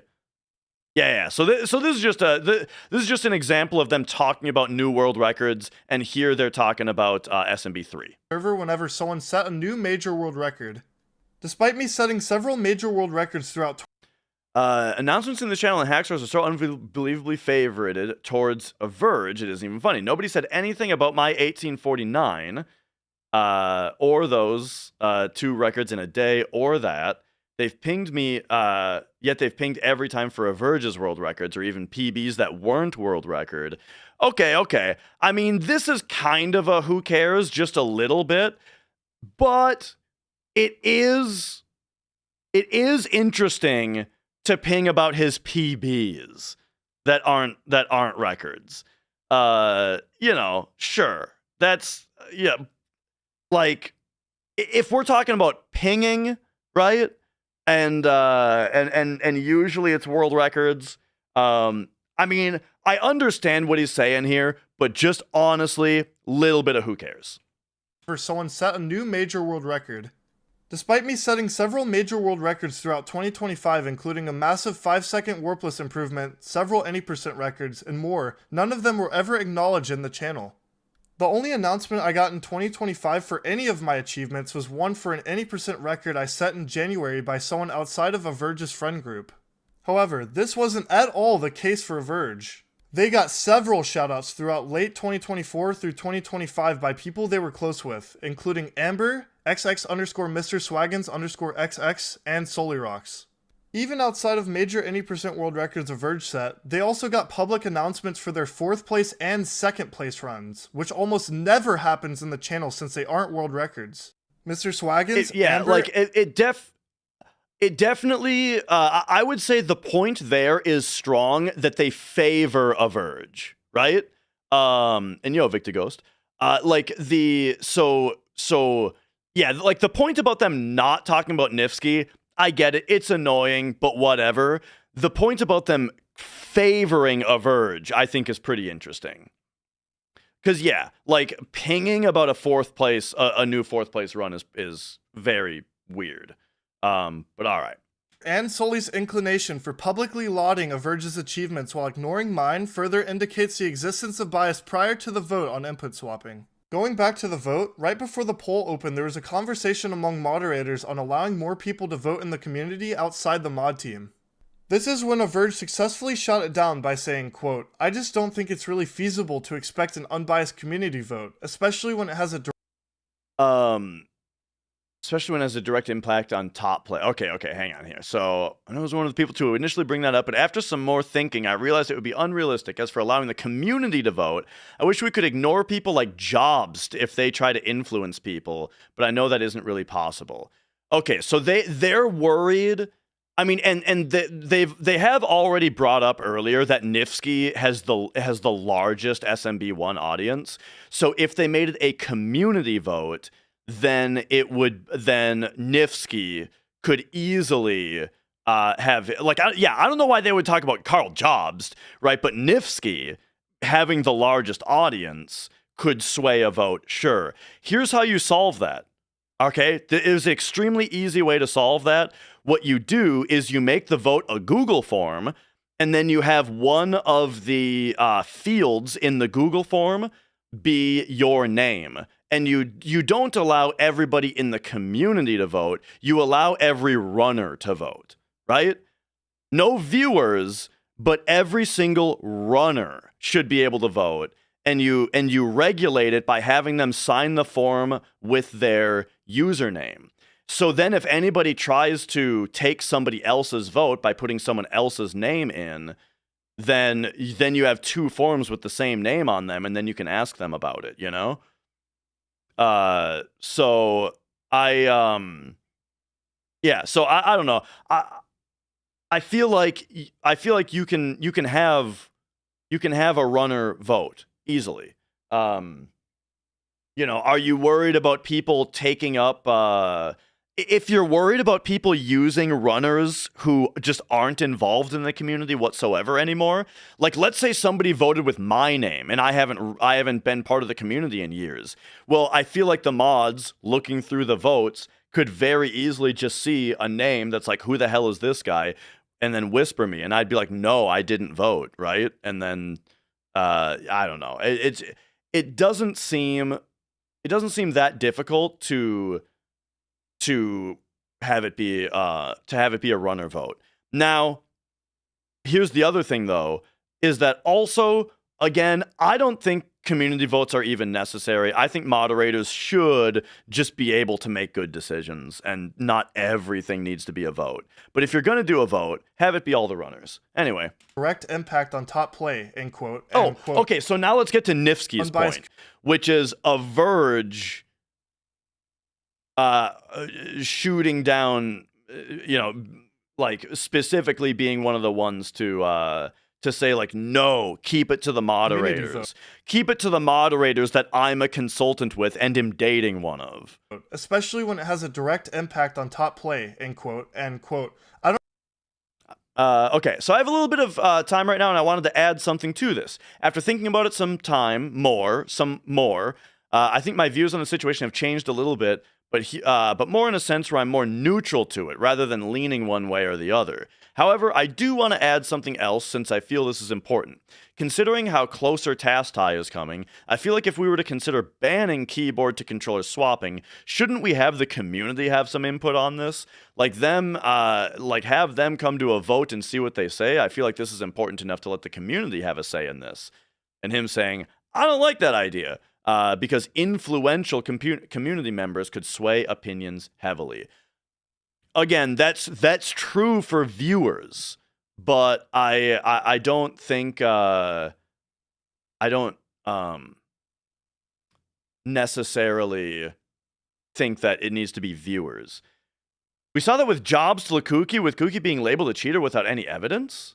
Wait, when did this happen? Hang on, is this the Jobs thing that they're talking about? Did Lukuki get in trouble with Carl Jobs at some point? I don't remember this. But yeah, I think you can restrict the vote to runners. I don't really like that idea, would be fine. mainly because influential community members could sway opinions heavily, end quote. Averge presumably took this position to ensure their side a guaranteed majority. A mod team member even agreed a few days later that in hindsight, they were worried about how fast the idea got shut down after being brought up, admitting that, quote, it's possible the real bias was in the room with us the whole time. I'll be honest, looking back, I'm kind of worried about how quickly the idea of asking more of the community on the topic got shot down to avoid bias from other people when it's possible the real bias was with us in the room all the time. Yeah, totally. Right. Like this is saying, like, the bias is coming from the guy who's shooting down the who's shooting down the idea of the vote. Sure. End quote. After the input swapping vote began, Averge manipulated it by conspiring with mods and consultants that were newly added to the team. Okay, so I'm interested in this part because the whole discussion about like how do we do the vote, should we do the vote, that's all a little bit of like, all right, whatever, how much do I care? Only a little. But here we're getting, it sounds like, into another important thing. So after the input swapping vote began, Averge manipulated it by conspiring with mods and consultants that were newly added to the team. This is a big claim. This is a big accusation. Let's hear it. Averge did this by pinging people individually and telling them.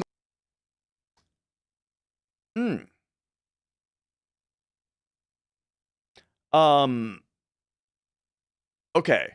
So why would he tag those 4 specific people?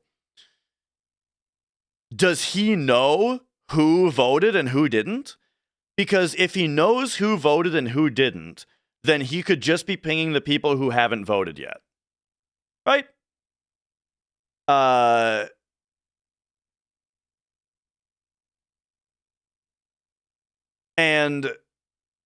okay. No. Here we go. We do see it. So we see that Niftski voted yes. We see that 5 so far have voted no. But there was 16 votes though. There was 16. Oh my God. Okay, sorry. I do that thing. Okay, hang on. I'm going to finish my point and then I'm going to correct my point. I'm going to finish my incorrect point first, just so I can tell you guys where I was going with this. The vote was 16 people. So if only 6 people have voted, then why is he only pinging 4 people and not 8 people? You know what I mean? Or 7 people to disclude himself if he vote, whatever. You know what I'm saying? But vote no specifically. Gotcha. I see. I mean, is this conspiring? No. He's just being very vocal about his opinion. That's fine. I think that's fine. I think it's scummy to like ping the people that you know you have influence with and not the other people, right? I think it's kind of weird. It's a little scummy, but like but like you have a strong opinion and you're gonna say it, right? Who cares? You're saying your opinion. That were newly added to the team. Averge did this by pinging people individually and telling them to flood the vote with no's in a secret private server owned by Solirox. There is undeniable proof of this, and this is where evidence starts to get very damning. Only 16 people participated in the vote, and tallying the 5 people in the screenshot shown plus Amber, Brandon, and Averge, the vote was essentially decided before it ever began. This flagrant abuse of power flies in the face of the democratic system the moderators were trying to operate under. Okay, I'm trying to really understand his point here, because I don't think there's a problem with being very vocal about what your opinion is. You know? Especially because it's like they specifically they made him a consultant. They're consulting him. This is his opinion, right? Now, yeah, it is like I do think it's a little scummy to try to like, ooh, let's lock in, like, to be so invested in the outcome. Like, okay, here's what I'll say. It is scummy that it seems like he's not just consulting, not consulting. He's not being consulted. He's going beyond that and trying to lock in the majority for what he wants, right? I get that. And yeah, like I do think that that's a little scummy. But I don't know. Just pinging people and saying this is my opinion. I don't think that it's anything like incredibly bad yet, you know? And it's in a private server. So saying that it's in a private server, what does that mean? That means that he's trying to ping the people that are going to vote without alerting the people that are going to vote yes, in order to make it be a he's telling them how to vote. Yeah, he's a consultant. Right? They made him a consultant so that they can ask him his opinion, and he's giving his opinion. He's telling them how they should vote, in his opinion. I don't know. What's the problem with that? Now, again, it is... Yeah, it's Averge. It's Averge, not Lukuki. Yeah, I don't have a bias towards or against Averge. Flies in the face of the democratic I'm telling you what system I the think. moderators were trying to operate under. Immediately after... Oh, okay, hang on. I went too far forward. Vote right now for... I mean, okay. So this is... Like, look, I don't like the way he's doing it. This is what I'll tell you guys. I don't like the way he's doing it, right? Pinging the people who haven't voted yet, saying everybody vote no, saying I need this. Yes, he looks like a big fucking baby. Yeah, he looks like a big fucking baby who really wants the vote to go his way. And I think that this is like big pussy energy. I agree with that. I agree with that. But do I think he's doing something that's like actually wrong? Not really. He's just very strongly, in a big bitchy way, he's just very strongly giving his opinion and pestering the mods in a way that seems really annoying, you know? But I don't think that he's actually doing something wrong here. Decided before it ever began. That's my opinion on this little chapter of conspiracy. This flagrant abuse of power... Is the thing that they're voting on good for him? Yes, he's trying to get his way. Or flies in the face of the democratic system the moderators were trying to operate under. Immediately after no reached a majority, Averge repeatedly tried to close the vote early. This is also very scummy, very like big bitch behavior. I mean, you're just a consultant. You shouldn't be having any sway on when the vote stops. What? Okay, like this I have a bigger problem with. I have a way bigger problem with this than I do with him like saying his opinion. Okay, here we go. I have a way bigger problem with saying stop the count than with saying vote no. You know? Like you can rally for the vote that you want as much as you want, like I was saying, but to demand that the vote is stopped once you've reached a technical majority, this is fucked. Why would people change their vote? Because they're probably thinking about it still. I don't know. The vote is like, okay, who cares, right? Also, yes, that is correct. B, I'll tell you, you might vote one way, and then you and then like as you're thinking about it, as you're discussing it, like I guarantee you, right, that during this vote, discussion about it is also happening, right? And so it's very easy to just change your mind by the end of it, because the discussion, something about the discussion changed your mind, right? No problem. But yeah, also they might have misclicked. They might have They might have misread the question the first time. They might have thought it was a different vote. Whatever dumb thing could happen. And C, also, who cares? Why not let them change their vote, right? Because it has a deadline. It's going to get locked in at a certain time, right? So yeah. So anyway, like I'm saying,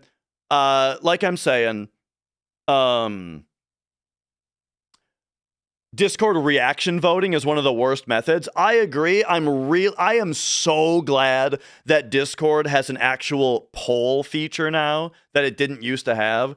Anyway, okay, so to get back to my point, and then we'll continue the video. My point is, I don't care that he's pinging everybody to tell him to vote no. I do care that he's trying to lock in the vote once he has a majority. That's extremely shitty behavior. Ironically, as seen here, this was the exact same reason Amber mentioned as to why the original You also dislike poll because it shows who voted. There should be an option to have an anonymous poll. I agree. Ironically, as seen here, this was the exact same reason Amber mentioned as to why the original vote should have been reconsidered. Averge did this even Right. Like that is also the thing. Again, I've said it a million times, I don't care that someone rallies for the answer that they want. Of course they're going to. They want that to be the outcome. They should rally for it. But it is very annoyingly it's very annoying for them to be so against a community vote because of bias, and then and then behave this way, right? That's annoying. But yeah, okay. though people still have the ability to change their votes.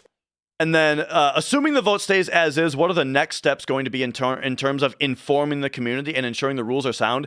There's a name for this. Not to be a Redditor, but there's like a name for doing this. What is this called? Putting the cart before the horse? Is that what we're talking about? Or is that what they say? It's not really that. It's like you can convince somebody that a conclusion has already happened. You know what I mean? It's like what he's assuming the vote stays as is. What is our next steps? What he's doing here is he's establishing a mindset. He's putting the mindset into everybody's head that it's already decided. You know what I mean? And then that. Like, it's like counting your eggs or putting the cart before the horse. It's not really that. It's like a specific manipulation that I'm talking about, where you put it in their heads that it's already this way, you know. But anyway, so also just annoying, manipulative, shitty, bad behavior.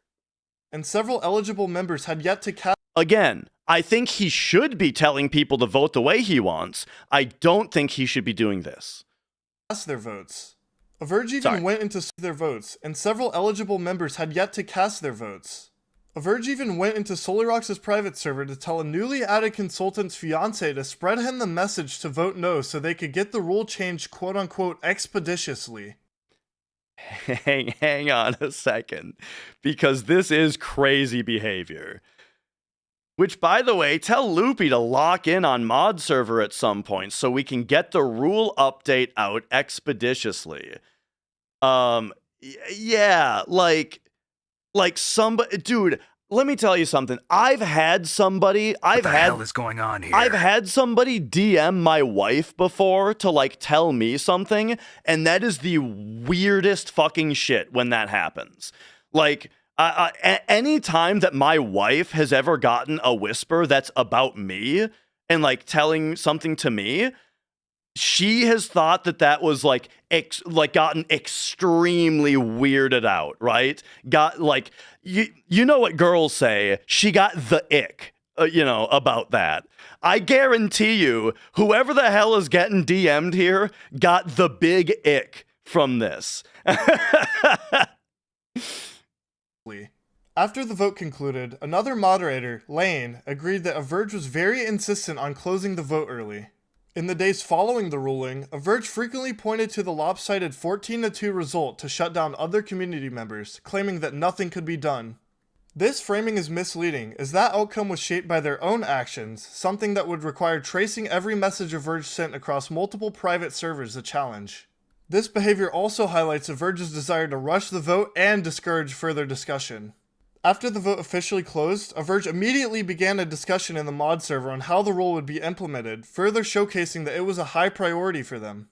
I kind of already said my piece about that. Now, let's get into the irrefutable evidence that this change was specifically meant to sabotage my task type progress. Okay, so now we're in a new chapter now, so I want to wrap up my thoughts earlier. Like I already said, my thoughts were, I encourage that somebody is very vocal about the vote that they want, because that's part of the discussion process.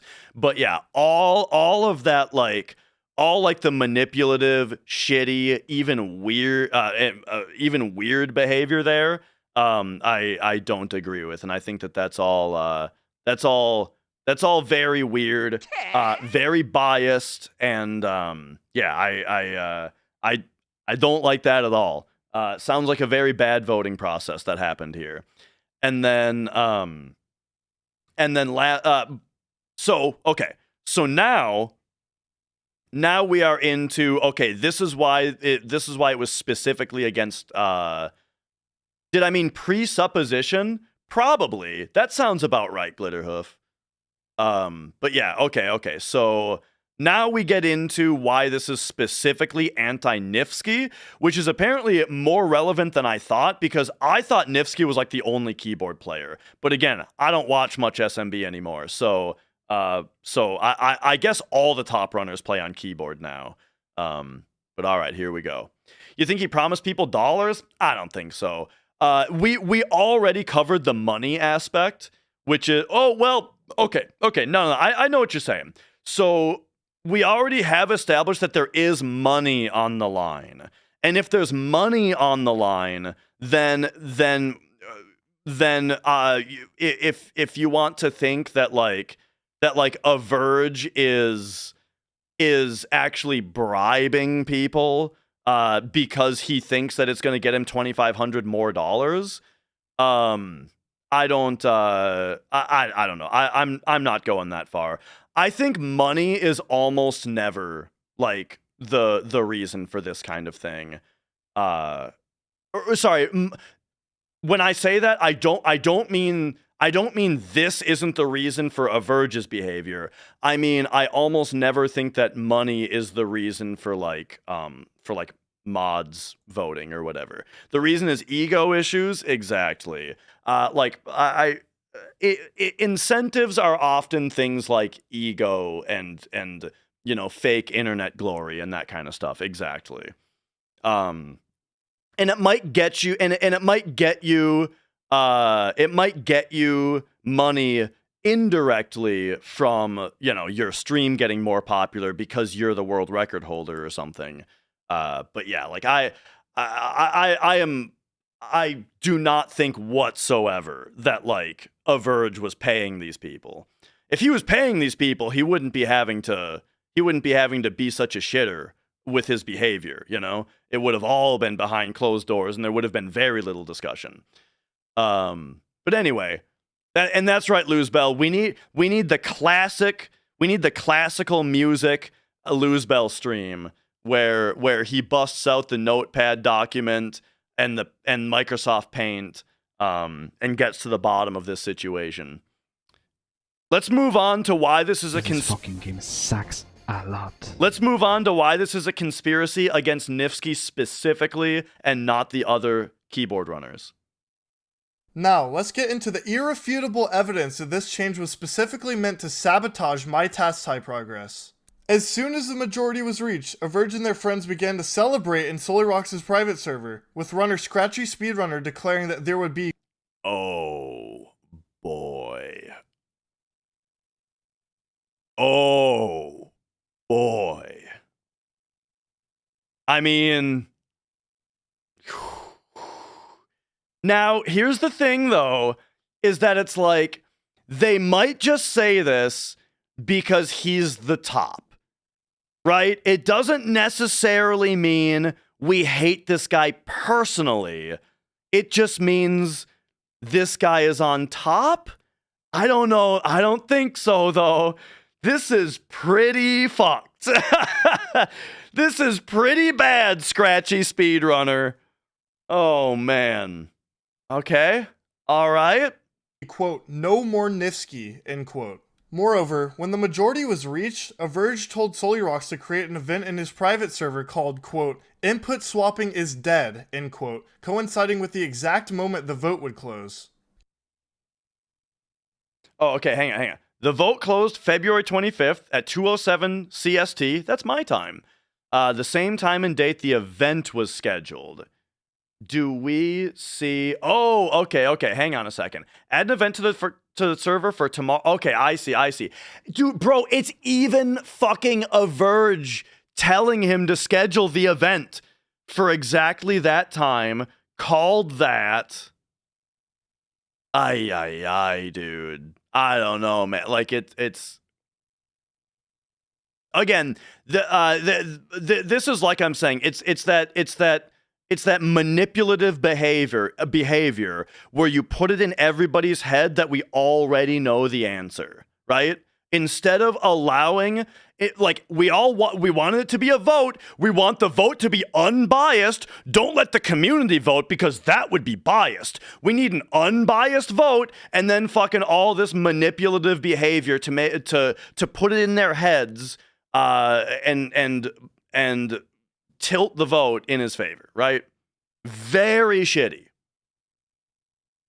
When the day came, Averge and their conspirators celebrated together in a voice call. Mm-hmm. Soon after the screenshots of this call were taken, runner Brandon LePetri leaked messages to Averge from a private server where myself and others raised our initial suspicions of foul play. In reaction, Averge immediately banned runners Trio 5, Hits Crits, and Lakuki from their own private server.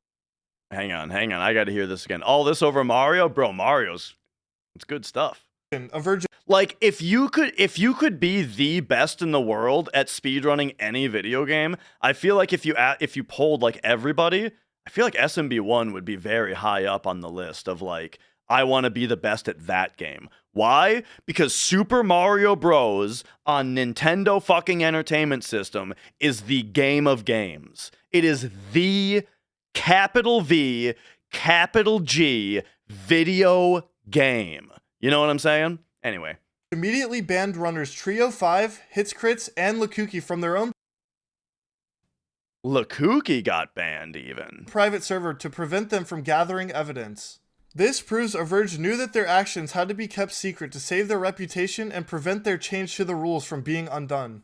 On March 2nd, Averge's friend Play My Demon, aka Ellie, made a video titled Niftski Funeral, where I'm facetiously mourned in reaction to my inactivity following the rule change. This video was almost immediately privated, so we don't have access to it. However, screenshots of the relevant sections were taken. Okay. This video contained an on-screen notepad document titled Rest in Peace Niftski.txt. Rest in peace, Niftski.txt. We have gathered here today to celebrate the life of Niftski, a very fast Super Mario plumber. He was pretty good. Unfortunately, when they banned controller keyboard swapping, he suddenly had a heart attack and quit. And now some words from Kooky.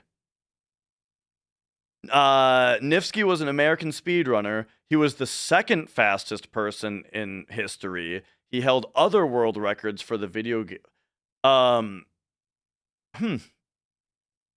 Yeah, this is also just like extremely cringy behavior. I understand why they like. I would be dying of embarrassment if I was this person. Holy fuck! This This file had messages such as, quote, "Unfortunately, when they banned controller keyboard swapping, he suddenly had a heart attack and quit," end quote, end quote. Averge does not have any words on the matter as they consider their opinions too harsh to be spoken at a funeral, end quote, which details Averge's hatred of me. After Averge found out about the video being publicly posted, they immediately So yeah, this certainly makes it much more personal, right? Rather than just like, yeah, like this is. I think Niftski is making a pretty rock solid argument here that this was all a personal coordinated effort and not actually taking an issue with the game.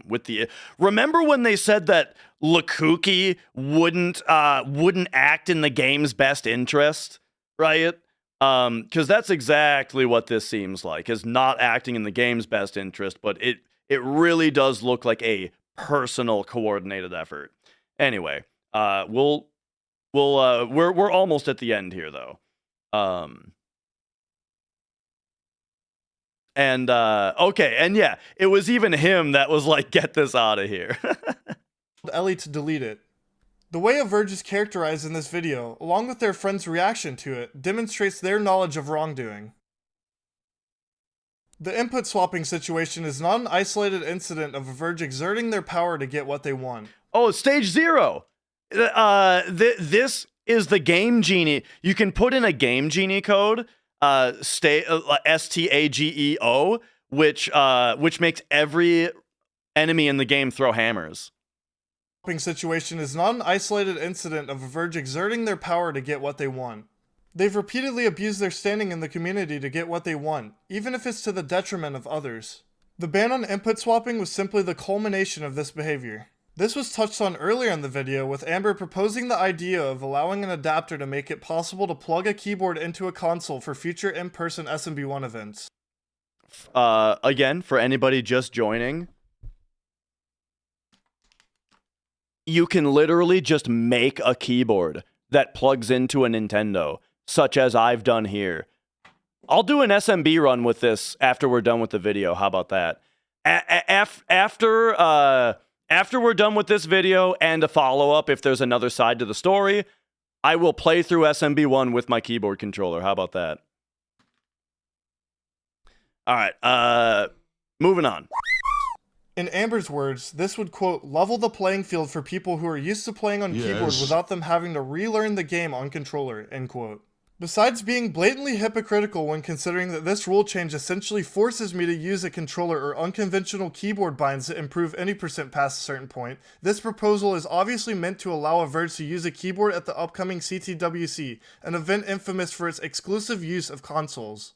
At past events, I was forced to use a controller in order to compete, and Averge would rather avoid that. Averge also threatened to remove their runs from the leaderboards if my 8-4IL task tie was allowed to stand following the input swapping ban. Since my run used input swapping, Averge had a massive problem with it staying on the leaderboards. However, runs that don't swapping... Remove the no pipe transition rule or don't grandfather in Niftski's run. You can't have both. I don't care if you allow it, but I care if you change the 8-4IL rule set to make his run substantially harder on keyboard than it was when he got it. Again, what I said to JB. Hang on. So, remove the no pipe transition rule.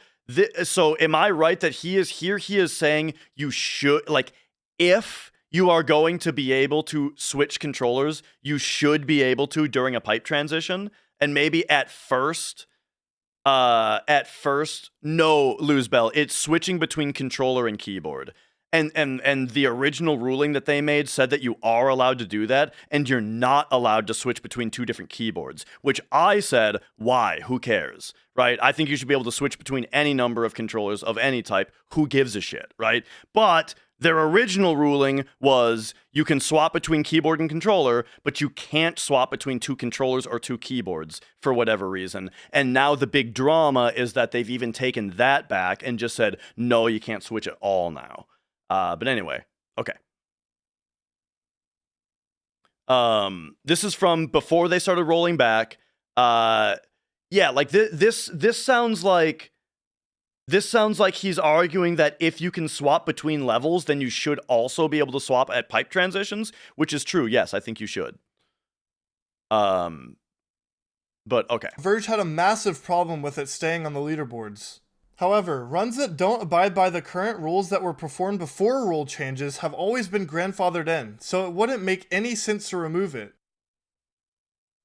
In conclusion, the evidence presented in this video firmly proves that the recent vote to ban input swapping was a coordinated effort by Averge and other conspirators to target me and derail my full game task tie progress.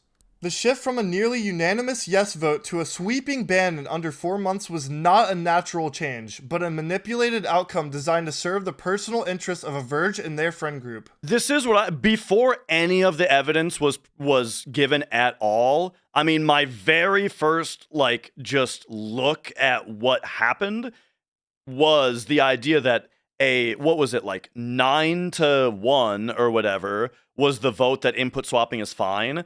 And then 5 months later, 14-2 was the vote to change it. Seems super weird. Super weird to have that big of a flip. Therefore, the recent ruling must, at the very least, be reconsidered. While there's nothing inherently wrong with Averge having a personal rivalry with me, their actions represent a clear departure from fair competitiveness. Enacting a plan to reverse an entire rule to sabotage another runner is a serious issue that must be addressed. Right, like, here's the things that I like. I like shit talking, and I like, I also like a friendly competition, but shit talking is often friendly. I love a good, like, wrestling promo, you know? Like a heel, giving like an entertaining shit talking of how they're better than another runner, you know? And that way, like, it gets people fired up. It gets, you know, it gets people to push themselves harder in order to, like, teabagging in games. Who doesn't like teabagging in games, right? But yeah, but instead, like, conspiring to change the rule set in order to, like, ban the thing that the other guy is doing, that's like the comfortable way that they play the game, that is totally legit. That's just, it's bitch made behavior, you know? It's shitty, it's bitchy, it's whiny. No one, don't like that. I would argue that this is even more serious than cheating. In a professional sport, I would actually agree with that. I didn't even think about that. I would actually agree with that. I think like conspiring to change rules to benefit yourself is it is cheating, right? Because, like, you're affecting everybody. You're not just having one run that should get taken off the boards because you cheated. You have fundamentally changed the rule set for all runs, right? Which is super shitty. Or deliberately rigging something against an opponent would almost certainly result in a lengthy suspension at minimum. Ideally, addressing this should come in the form of a reversal of the current ruling until another fair vote can be held, along with handing out an appropriate punishment for Averge as well as the conspirators. To be clear, I don't wish to exile Averge nor any of their friends, we simply wish for there to be justice. As Amber herself said regarding the drama, quote, "Personally, upholding the integrity of the game is my top priority and I trust that everyone else on the mod team feels the same way," end quote. Do you now? Okay. I want to talk about the thing about changing the rule set for a second, because we had a huge rule set change in FF7 about the PC version, where we introduced a mod called Speed Square that runners had to use, and that's a big deal, right? And so, but here's the thing, like, here's how we handled it. We thoroughly tested the mod and had it available to everybody to test for months before we made a rule change that actually required it, right? It was available to everybody. Everybody test it, make sure it works well, give your thoughts and feedback on it, right? There was discussion with the entire community, runners and viewers alike, in order to make sure that it was good, right? Then we had a vote that included all runners, right? All runners of the game were allowed to vote on it. And then lastly, runs that didn't use the mod were still accepted for like 6 months after the rules were changed. We made the rule change to say not to say you have to use this mod starting today. No, we made the rule change that said runs with the mod are now allowed and runs the old way are still allowed for 6 months, right? To give a huge transitionary window for anybody who wasn't keeping up with it, right? Or just hadn't submitted a run yet or something like that, right? So, yeah, so like, I don't know. That's just how that was handled. Anyway, moving on. Now for some acknowledgements. First, I anticipate that Averge might attempt to deflect from the issues raised in this video in their response to avoid accountability. This cannot be allowed to happen. The primary focus should stay on administering consequences for their actions and reversing the damage they've done. Second, there are many other screenshots showing Averge and others' jealousy, toxicity, bad behavior, and general lack of accountability that will not be mentioned in this video but are still somewhat relevant to this input swapping ruling. I do not plan to make a video about this, but if you're interested, I've linked a document about their behavior in the description which covers everything. Okay. Also, a document going into more detail on the content of this video can be found in the description as well. Lastly, I would like to reiterate that I do not accuse Moderator Lane of being a conspirator. This is based on her behavior following the ruling, which doesn't line up with the others and demonstrates that she was genuinely unaware of Averge's plan. She was only mentioned in this video to provide further context to the situation. Therefore, we ask that she's excluded from any punishment.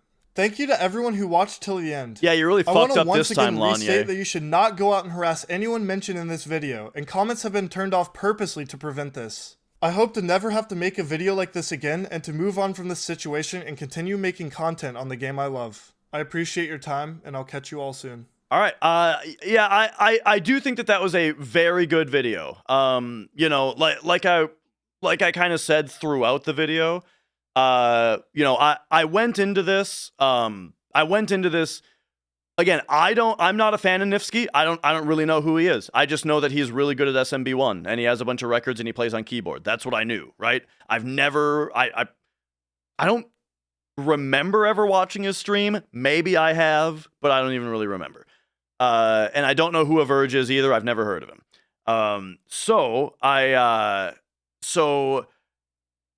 you know, so going into this with that mentality, I think Niftski made a very, very good argument in this video. I think like, here's what I'll say is he mentioned that he has a document about the mod's past behavior or whatever. I don't think we need to look at that because I think that his video is very thorough and very good. There's some stuff in there that I just don't care about, but there was nothing that I really think that he's wrong about. You know what I mean? Some stuff is just like, yeah, whatever, but then other stuff is like very, very important. And so I think that I think his point is very well made. So what I would have to say is there a video that's on the other side? We need to look at the other side of this, you know? So I asked before Niftski's video, now I will ask after his video, is there another side to this argument for us to watch? Because I think Niftski's video, I think his video was very good. I think his point was very well made. And it, and so let's I guess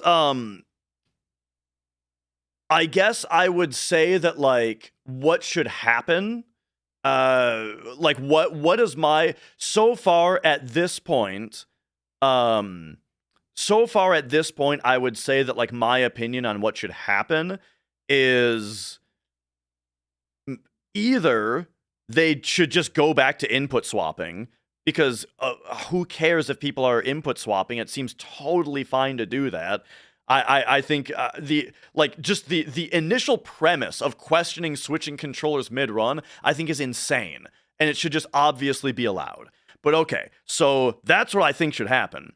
But if not that, then at the very least, there should be another vote, and the vote should have all of the community members, or at least all of the runners.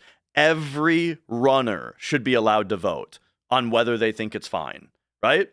And then also the mod team should probably get purged, but I don't know. Who knows? Who cares? I don't know how much I necessarily am all about that. Here's the link to the video, by the way. So yeah, there's the link to Niftski's video that we just watched. And now, but once again,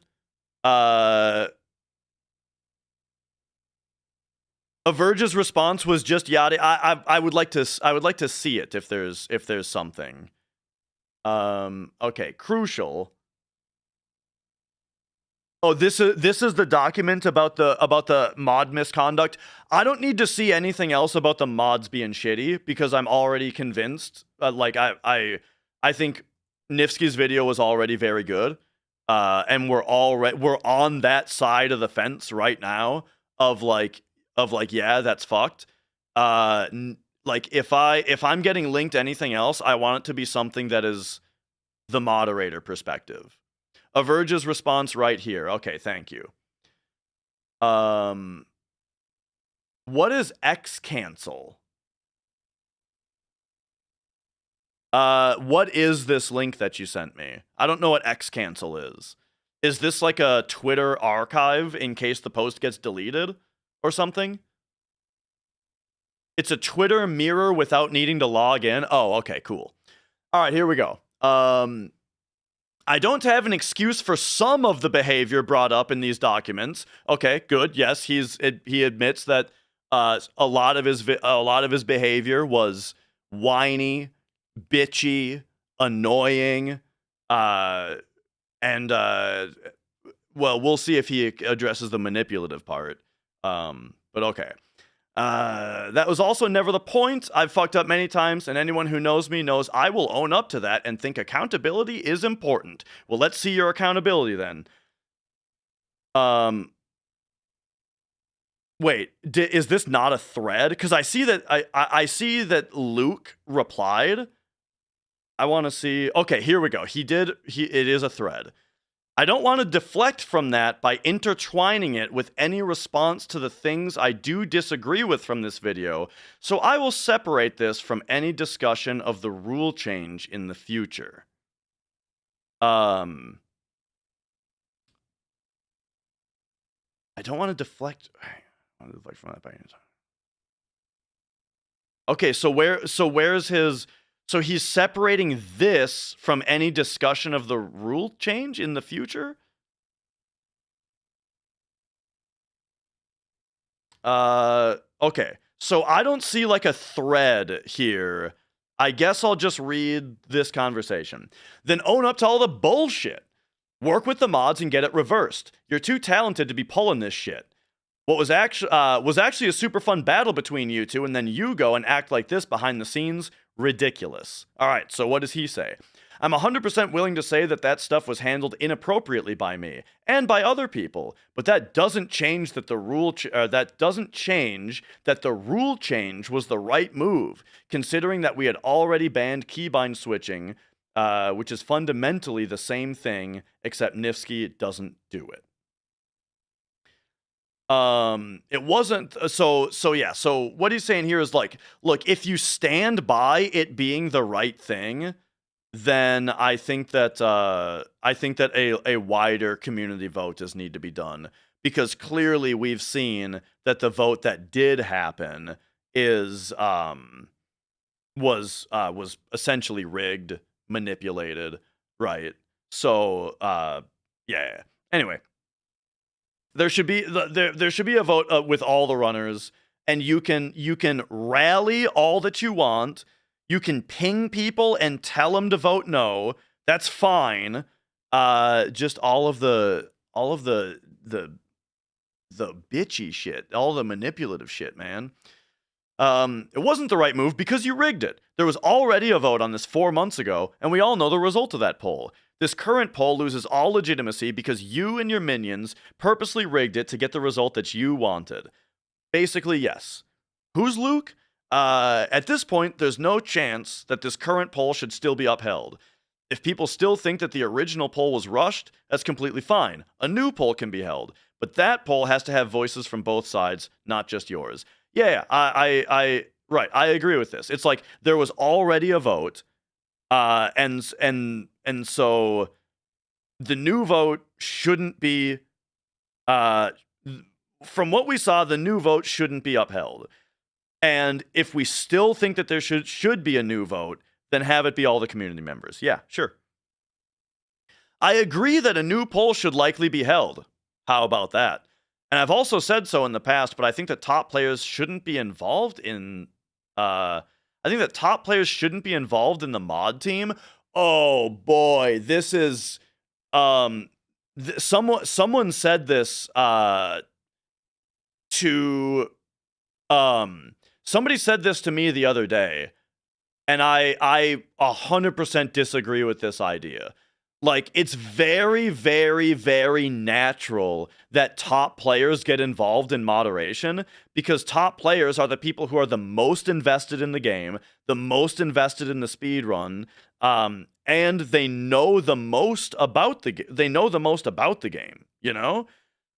So it's not a conspiracy that top runners are often the moderators of a board. It happens naturally because they're the people who are most involved in the community. And they are the people who are like the most dedicated to the game, and like naturally like spend the most time on these types of like decisions and conversations anyway. But okay. I'm also fully in favor of releasing the entire mod server discussion so that the reasoning behind the decision is actually clear. Awesome, do that. I will be very. I would be interested to read this, unless half the shit is deleted, you know. But yeah, I mean, him saying that there should be a new vote, and that the whole discussion should be out there. I think that both of those things are fine to say. This, I think, is incorrect, though, for the reason that I just said. But okay, so it looks like that is... it looks like that's about the discussion. Is there any...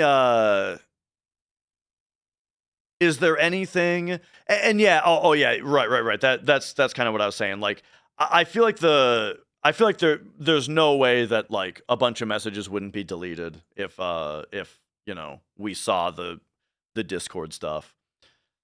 Okay. I think that about covers the big drama. Hopefully I've made my own thoughts and reasoning clear. I wish that what I wish that I had right now would be the moderators to talk to hear what the justification is for caring about input switching in the first place. You know? I want to hear the argument for why it shouldn't be allowed in the first place. I don't even understand why it's even a conversation, right?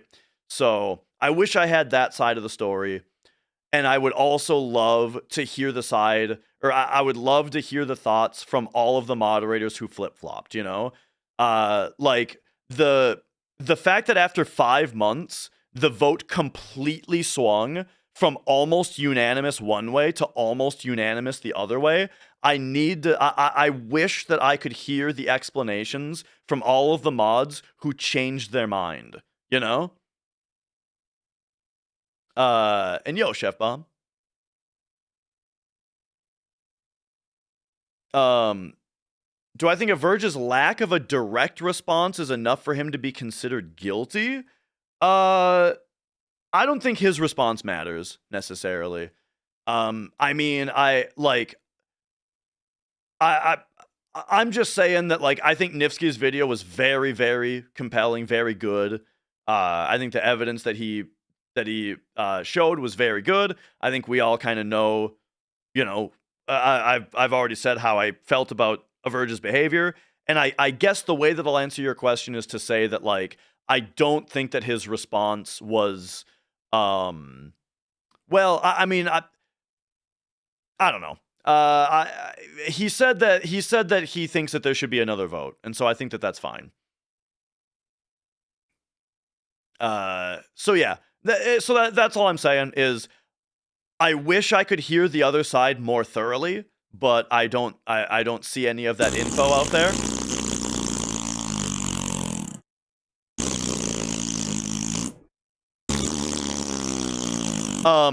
Did that line up at all? I think I was too high. So anyway, what was I saying? Fuck, what was I saying? That kind of erased my my memory there. But oh yeah, so wish I could have seen the perspective from the other side because I would like to hear the argument. But without it, I do think that Niftski is totally right here, and this was just a totally fucked up thing. Yeah, that's about that. How about that? That's what I think about that. What do you say? Man, you know what that makes me think though? I want to play some Mario. Do you guys want to play some Mario? I'm gonna go. I gotta go grab my Nintendo. My Nintendo is upstairs. You're goddamn right. Whoa. Oh wait, we could just play on the AV Famicom actually. No, we'll just play the Famicom version. Yes.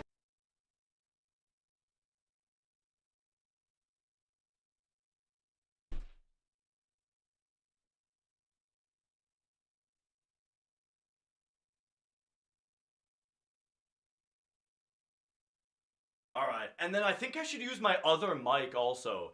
Using this mic You're is kind of goddamn annoying right. with the chair turned this way, so I'm gonna go grab my wireless mic and run to the bathroom. Be right back.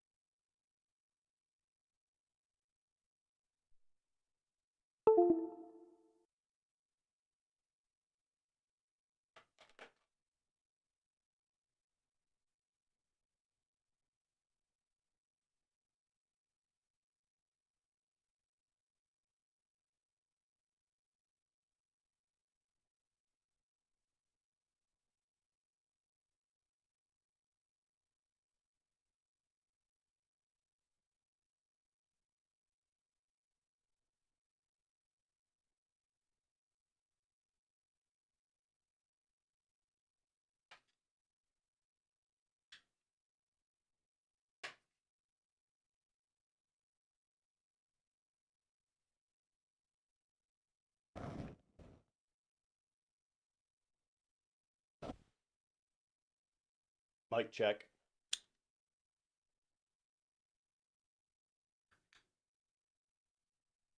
They look so goddamn like the same person. I would say to them, "You want ice cream cone?" Both of them say yes. How in the hell?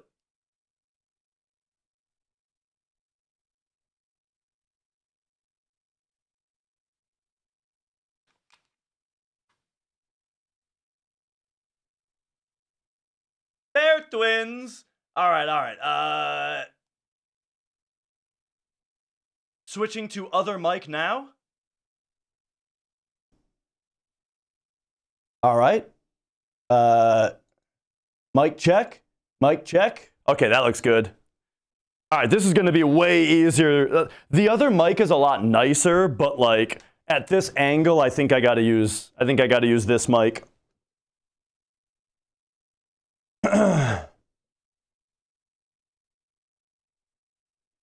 Okay. Xbox mic. Wait, is this mic isn't that bad, is it? This mic should still sound pretty good, right? It's just wireless now because this one is too far away and it's like a pain in the ass to get it over here. It's a lot louder. Is it peaking? It's good, it's fine. Okay. Good but loud. Okay. That seems fine.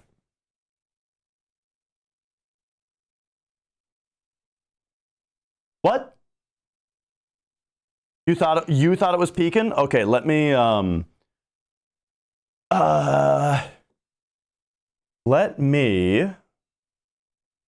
the gain down a little bit on it.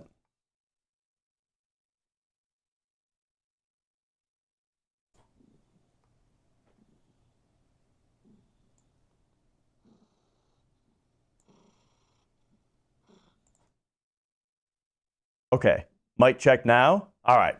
So now we are, I turned it down like 3 decibels. Whoa! That's like 3 decibels down.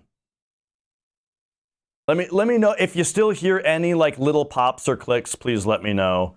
And then there we go. Okay, I didn't turn it down very much. I barely turned it down. Okay, now, dude, I need to turn the monitoring off. All right, there we go. The fact that it's wireless, it has like a few milliseconds of delay, and hearing it in my own headphones was kind of bothering me. All right. Let's set up this scene over here.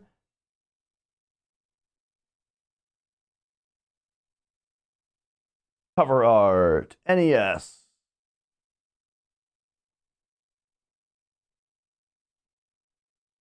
Mario 1 on Famicom.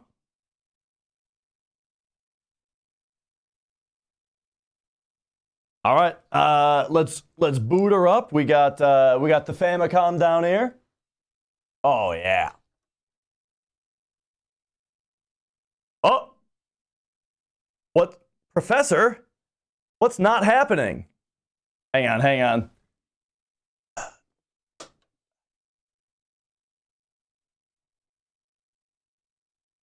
This is hard one-handed. Oh yeah, there we go.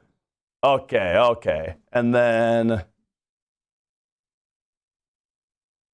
now flip me over here and Where's my... Uh-oh, I need my other remote so you guys can see. What the hell? Oh, it's all the way back there? Ay, ay, ay.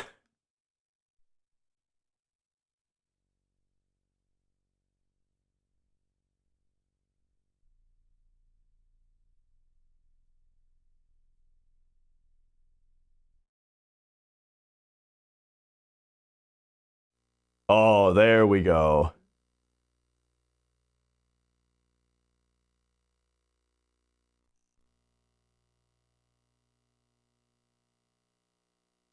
Hang on, we gotta save this because I don't want it to auto phase. Okay, or I do want it to auto phase. All right, there we go. How about that? Now, lastly, once again, we've got the keyboard controller. We'll run through it real quick. This is like a 3 or 4 of a kind in the world. I designed and built this myself. So this is the D-pad. This is B. This is A. This is select, and this is start. And it uses just a standard 8-bit shift register, just like the NES controller uses. And then it does go through. It uses a little bit of logic with an inverter and a gate. And essentially what it does is when you press left, it sends a signal to a gate that is also a gate that's only open if the right button isn't pressed. And the same with the right. Right sends a signal to a gate that is only open if the left isn't pressed.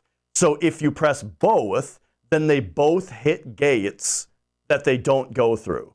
And yeah, the casing is 3D printed. I put some rubber feet in it. You know, you can see I have a Monoprice 3D printer because the Monoprice logo is on it, is burned into it. But there you go. So that is a keyboard controller that plugs directly into a Nintendo. Let's plug her in and play some Mario.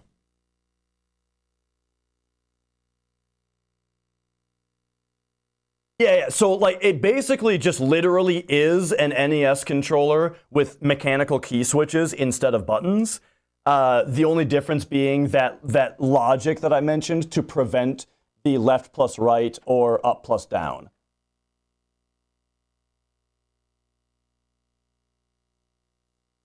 All right, let's do it. It's been a minute since I played me some Mario, but oh, see, even that was pretty rough.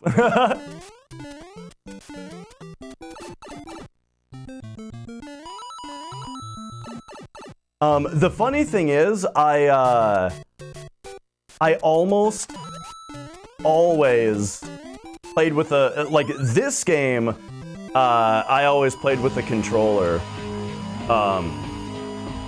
Because I didn't really run the game. Nutwalker, thank you for subscribing. But yeah, what was I gonna say? I made this controller like basically after I started running. Oh boy, so it's actually kind of hard to use. I'm really not used to using it.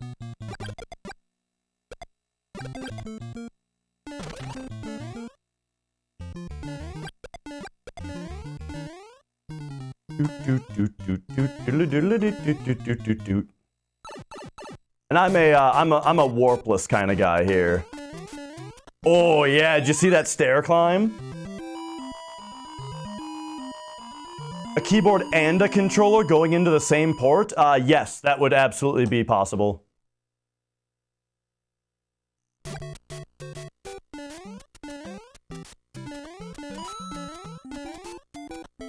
Now that, I think the issue that people would take with that is the ability to have two different buttons that do the same thing. You know what I mean? Like, some people might say that a requirement for a legit speedrun controller is that it can't have two buttons that are both the A button, or something like that. You know what I mean? I'm not sure. Maybe someone would say that, maybe they wouldn't. They do make those third-party controllers where like one of them is a regular input and the other is turbo, but they're both A.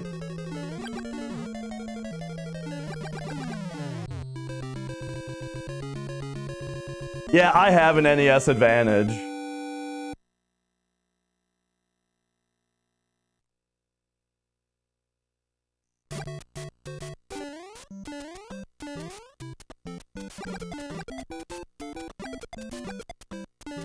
But I think what I would do, if I wanted to input switch on console, I would just make a controller splitter, where it's got 2 inputs and 1 output and a switch, right?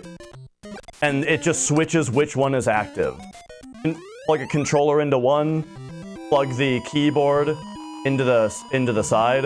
What's the difference in using a controller, a keyboard? What I love about a keyboard is that being able to switch between left and like, it's really precise on the D-pad is the reason. So like, I always know right now that I'm pressing right. I'm not accidentally pressing right and up or right and down. I'm pressing only right, and I'm 100% sure of that, you know? And so like, when you have to do like complex stuff with the D-pad, you can be super precise with it. Oh, I shot too early there.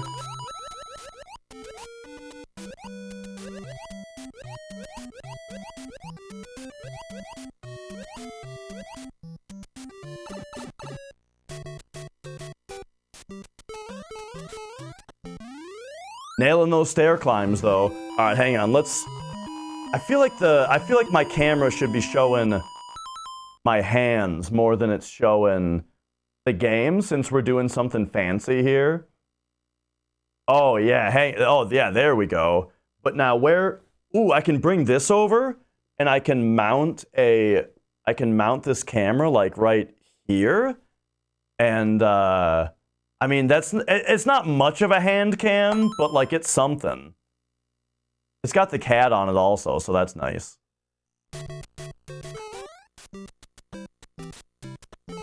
So I like the Joy-Con D-pad. I mean, I like the fact that you know what you're pressing, but I wouldn't use it to play Mario, no. I should have grabbed that power-up, actually.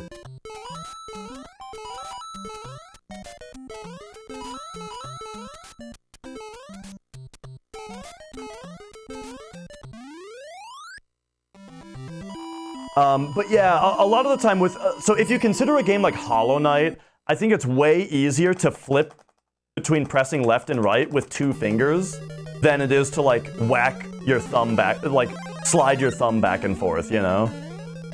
So, yeah, those are kinds of the reasons. Oh, I jumped, I thought I was gonna bonk my head on the top of that elevator. I think maybe I didn't because I wasted a few frames at the start of the run.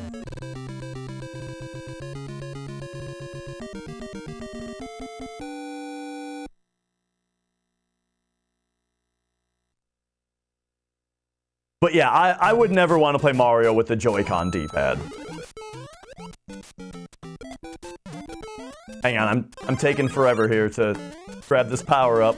Oh, it's bad.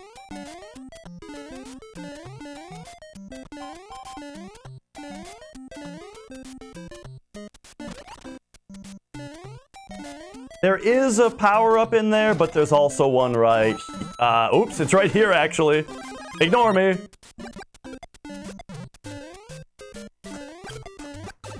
Oh, I turned around by accident.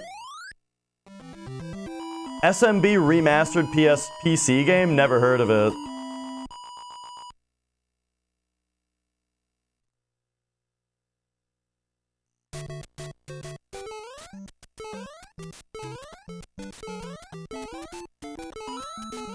Whoops.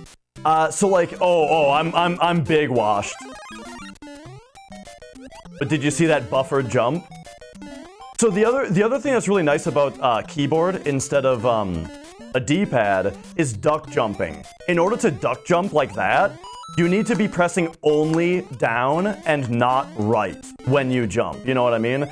So when you're on a D-pad and you need to like really quickly duck jump, you need to be pretty precise with your thumb to get to where you're pressing down, but you're not accidentally pressing left or right. I'm an idiot. I'm thinking about how to explain the duck jump here. Because I was looking for a spot where I could do a duck jump right there to show it. But yeah, on a keyboard, you just switch to down only, you know?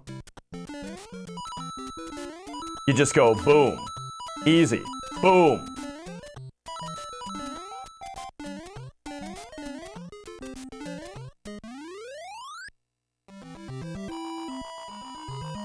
SMB 1 with portals on PC? I think I have actually seen that a little bit. I think I saw Cosmic play with it a little bit, maybe? Oh my gosh. Okay, I am doing pretty poorly. Now we lose a bunch of time on the castle because fire kills on Bowser are faster than non-fire kills. Because you don't have to watch the bridge collapse. Did a Portal fan game come out before Portal did? You might be thinking of Portal, the Flash version. And I think you might be right about that, yeah. I played Portal, the Flash version all the time.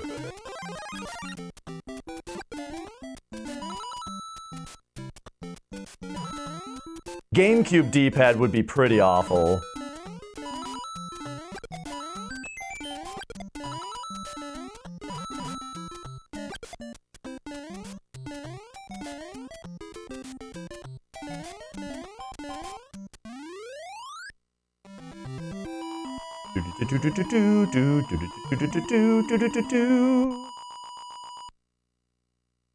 Oh, and there was, yeah, Narbacular Drop you might be thinking of. Martin, thank you for the 65 secs.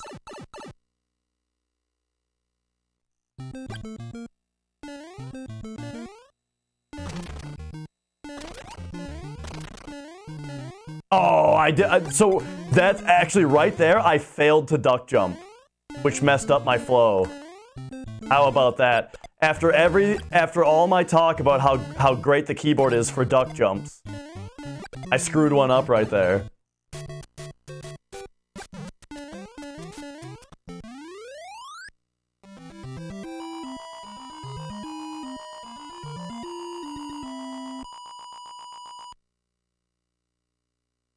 Oh yeah.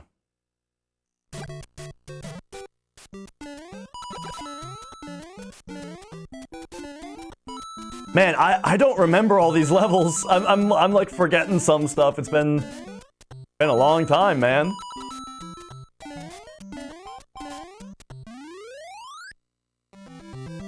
Flash version released a day before the game did. Yeah, yeah.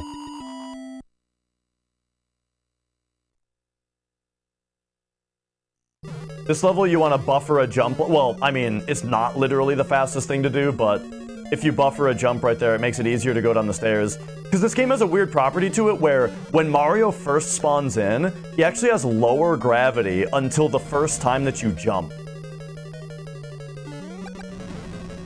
And so if... I'm dumb. And so if you just run forward, you like fall slowly down the stairs and into the pit. But if you buffer a jump, he jumps, bonks his head, lands back down, and then the higher gravity can get you down the stairs more easily.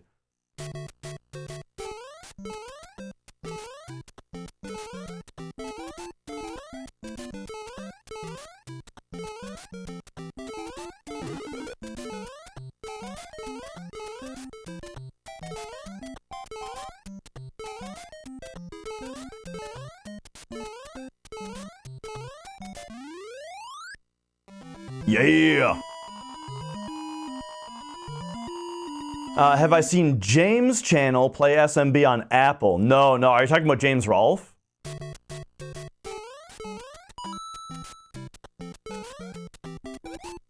So there's actually a super mushroom you can get back there, but I like to do that instead. I like to jump off that spot and get that kill instead. Because this level has 2 more power-ups in it, but I'm trying to remember where they are now. One's right here. Right, and then the other is right here.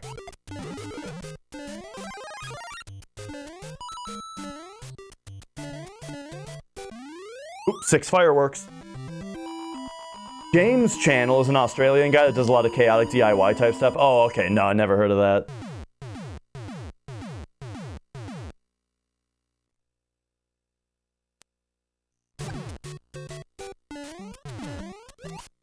This is like the hardest level in the speedrun because of the random bullet bills.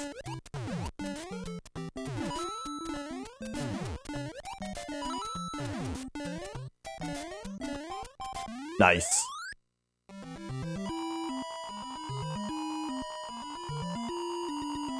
Did I ever play Rebirth, Martin? I did. For some reason, it's not archived. I'm not sure why I never archived it, but I didn't finish the game either, because I didn't like it very much.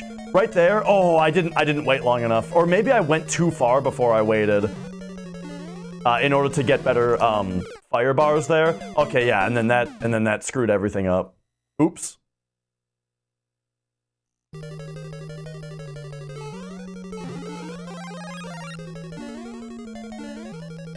So now I should get good bars? Yeah, I think I went too far the first time. There we go, that's how that was supposed to look. Oh. Oh, I'm getting hit a lot, man.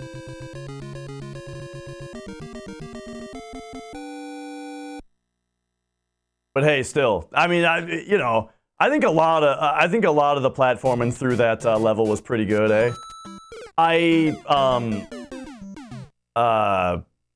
just pressed jump too early right there. Because normally I do this, right? Oh my, that fucking spiny was at just the wrong time. I haven't played New Threat, no. I'm kind of interested in New Threat, but only a little.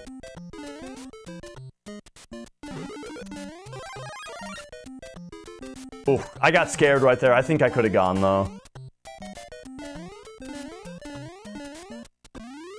Alright, we're fired back up. Let me see if I can keep my fire through 6-2.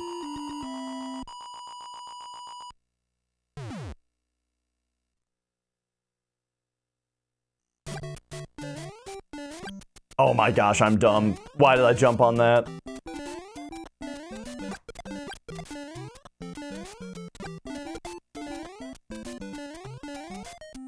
Oops. Oh, the slowdown. Okay, okay, okay. We're fine? We're not fine. Oh my god, I'm an idiot.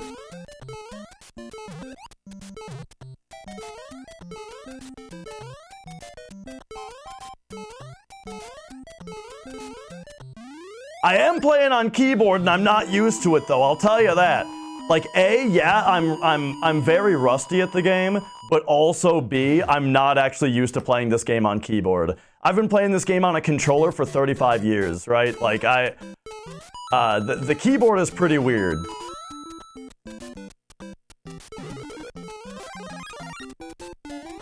But if I went back to speedrunning this game, I might use the keyboard just all the time because I like it more, or because, you know, I think it will be better.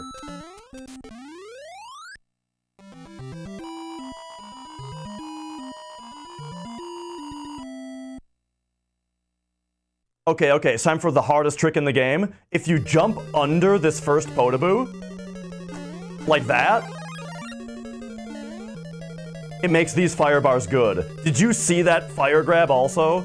Oh yeah, dude. Okay, that's pretty good. Now we're cooking.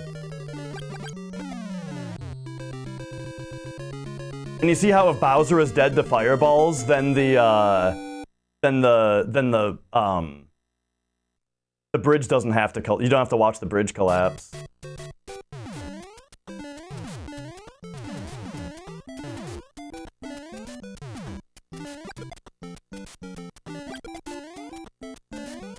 Oops.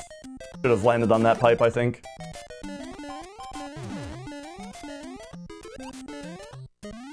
Nice ending, though.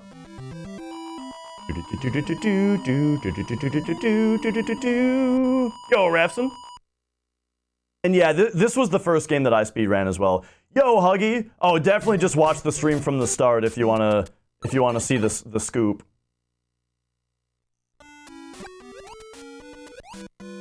It's all SMB related though, and it made me want to play SMB.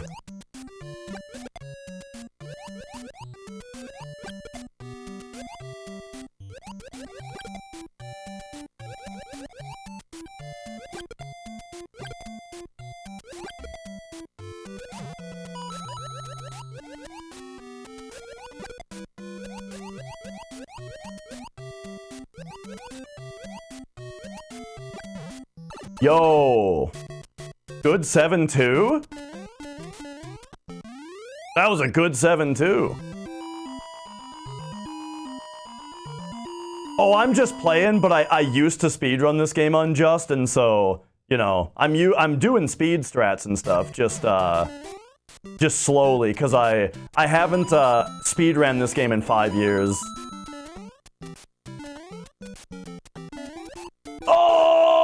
The Koopa bounce, dude. I think that's a game over, isn't it? Yeah. I fucked up. All right. We'll do better this time.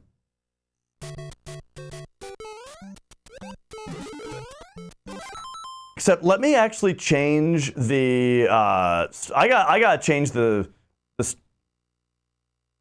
stream title here. SMB1 on a keyboard. Wait, on NES on a keyboard. There we go.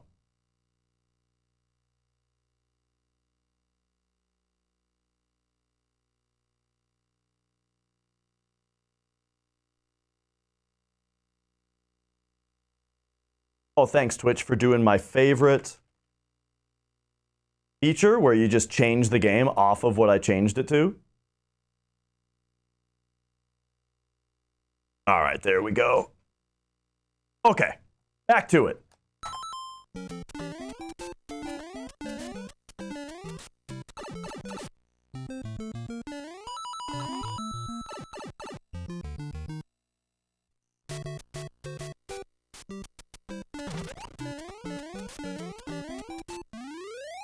Oh, I got the 3 on the timer though, so now we get 3 fireworks.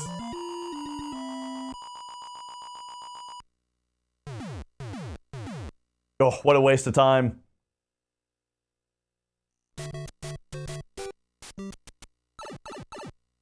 Original Adventure Island. No. I've played it a bit, but I've never really gotten super into it.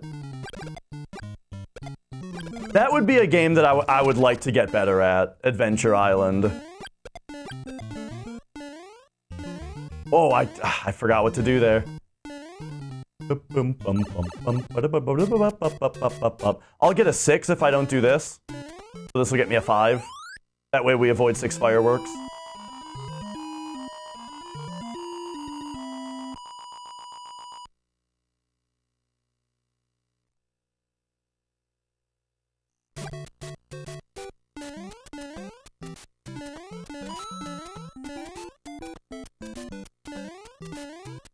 It's very important to smush that Goomba instead of fire kill him, because in 5-3, if you fire kill that Goomba, it despawns the platform that you have to jump to. It's fine in 1-3, but in 5-3 there's the bullet bills. The fireworks, if the seconds digit of your timer, or like the ones digit, I mean, of your timer is 1, 3, or 6, you will get that many fireworks.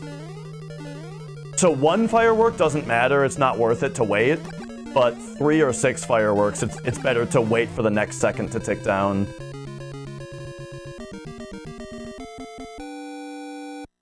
Treasure Adventure Game, never heard of it.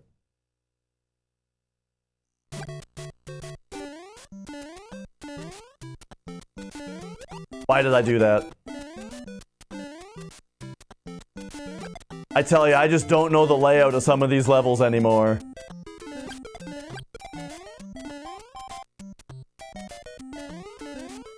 Oh! I'm supposed to be up here.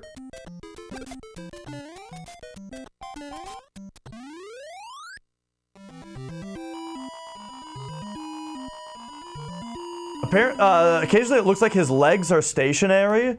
Okay, you might be thinking of this glitch. Oh, wait, hang on. Or wait, the glitch isn't gonna happen here because this is a water level. If you buffer jumping out of a pipe, and you might have to buffer B as well, I don't remember. It will make Mario slide for a few seconds. For some reason.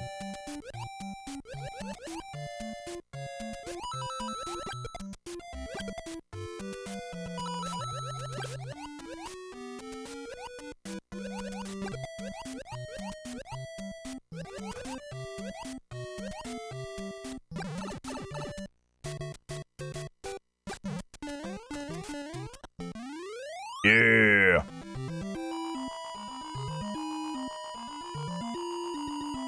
Crouching can keep Mario's hitbox 1 square instead of 2. Yep, that's duck swimming. If you begin swimming while ducking, then Mario will keep the ducking hitbox, even though his animation has him full size. The only issue with doing it is if you have firepower, it'll make it so you can't shoot fireballs, because you can't shoot fireballs while you're ducking.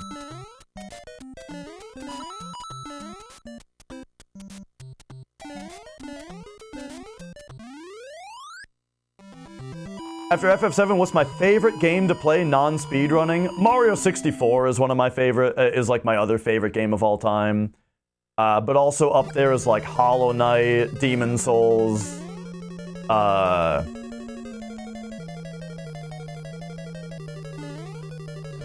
Lately, Slay the Spire. Oh!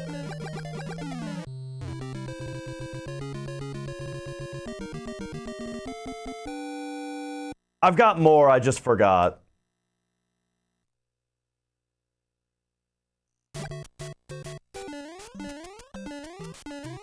Oops.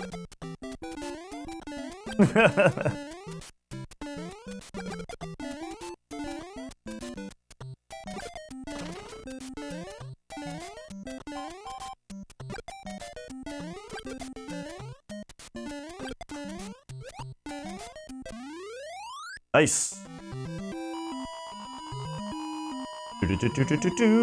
When's more Kingsfield? I'm not sure. I'm very bad at like making a schedule and thinking ahead or planning ahead. I like to just kind of play whatever I'm feeling in the moment every day, which is not great for viewers. But that's how I am. Check this out. By shooting fireballs at that time, it despawns the third Goomba there, which makes it easier to climb the stairs, and then I screwed up climbing the stairs. But, that's a goofy chocobo strat. That's another old runner of this game that no one talks about, that probably isn't really involved in any of this stuff, is Goofy Chocobo. Yeah, the reason for that, Minin, is that, if I change the stream title on YouTube, it'll change the title of the VOD. And I think it's fine to just have the VOD have that title, because that's what the first 3 hours of the stream was. PS1 Resident Evils? Oh, yeah. Especially the first one. I love the first Resident Evil on PS1. And then 2 is really awesome, and 3 is really awesome also. And then I also really like Resident Evil 4 on GameCube.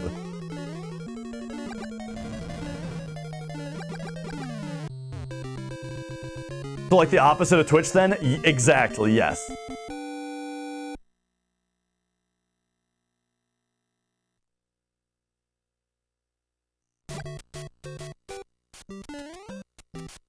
Oops, well that was a bad jump. I think I'm doing much better this time, though, you know? Like, have I been hit? I don't think I've been hit yet on this run. So that's pretty good.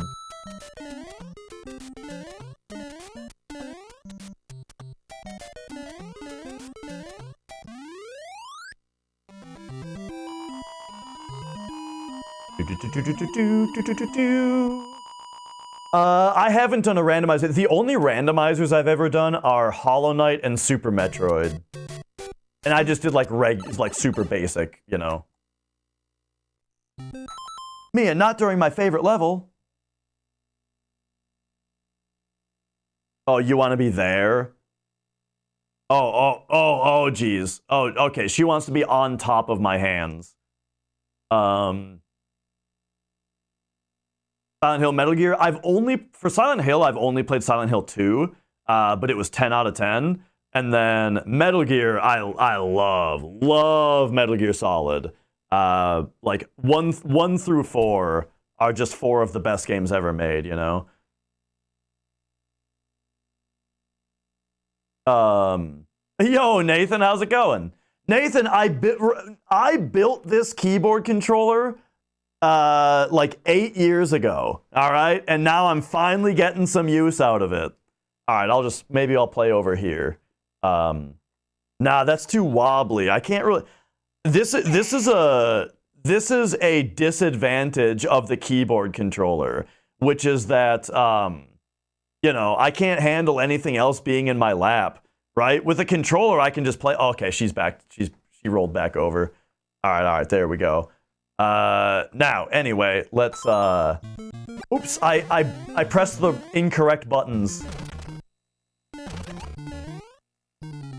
I jumped too early. This is a problem I have a lot with the keyboard controller, I'm noticing, is that I press jump before I hit the ground. I'm quite often hitting jump too early.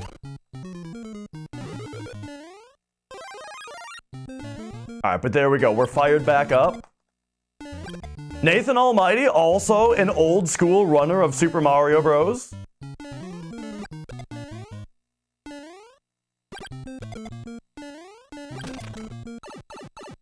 Doo-da. Yeah. And Uncle Fook, good to see you. Glad to have you here.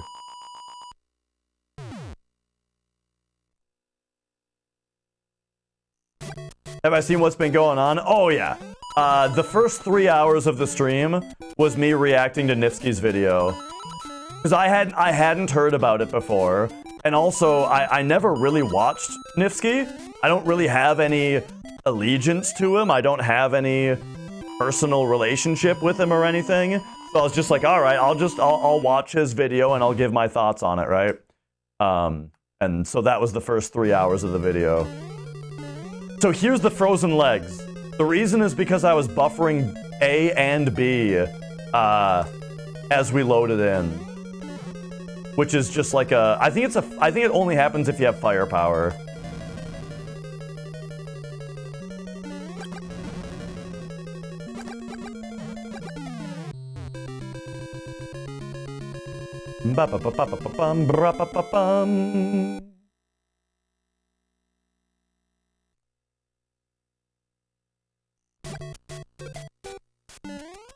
You've heard all sides, so that's my issue, is I haven't, because I haven't seen where I can get the other side, you know?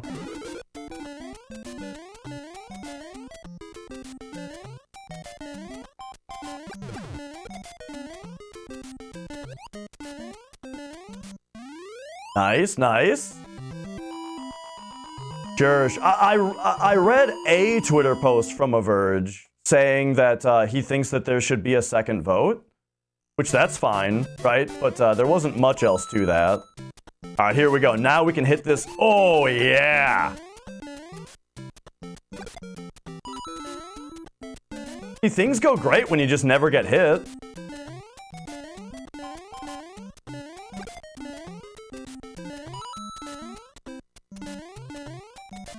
Boom. All right, let me see if this is what I already read. Oh, okay. So there is more. Gotcha.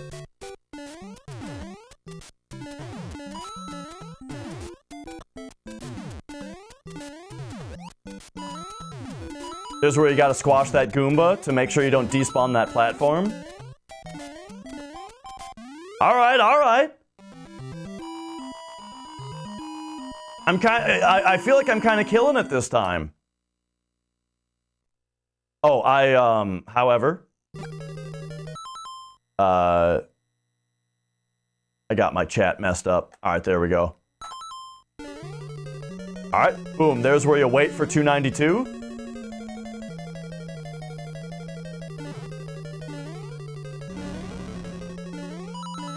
I think that's the Mr. Cab strat.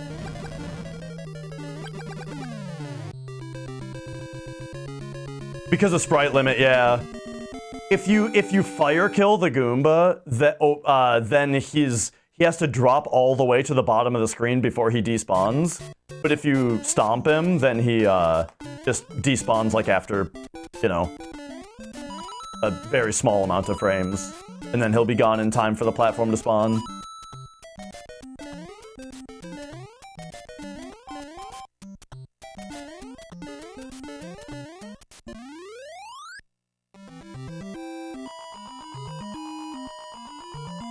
Ba-ba-ba-bum.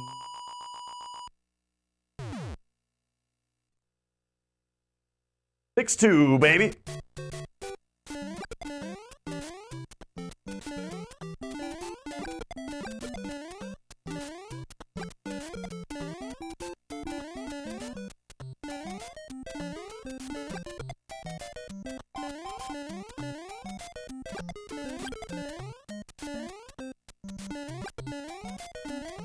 That was a good 6-2.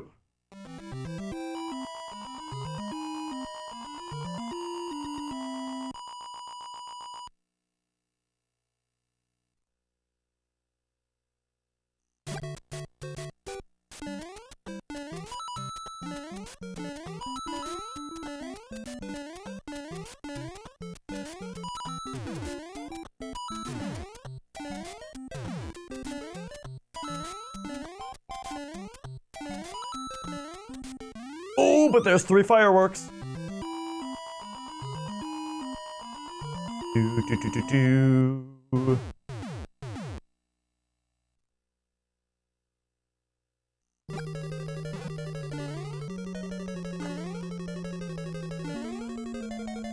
There's that jump under the Podoboo trick.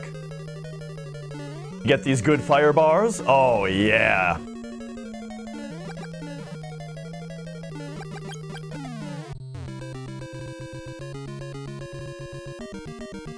Do, do, do.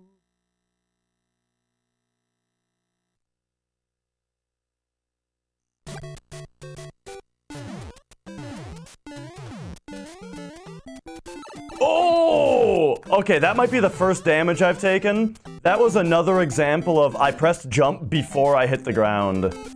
So I didn't get a jump.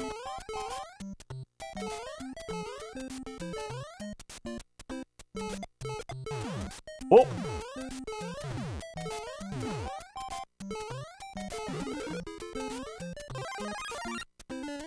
Okay, okay. There we go, there we go.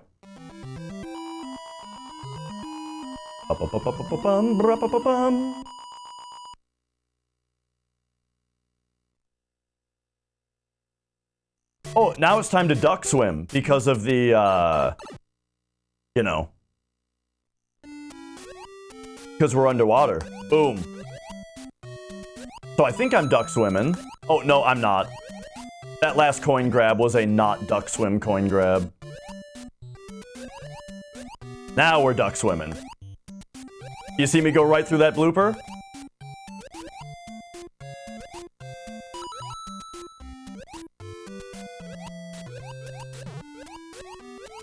Oh!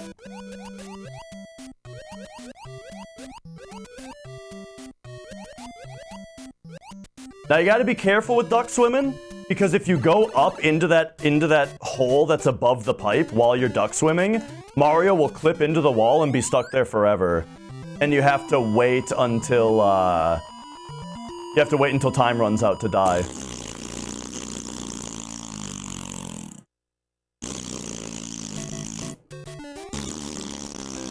Oh yeah.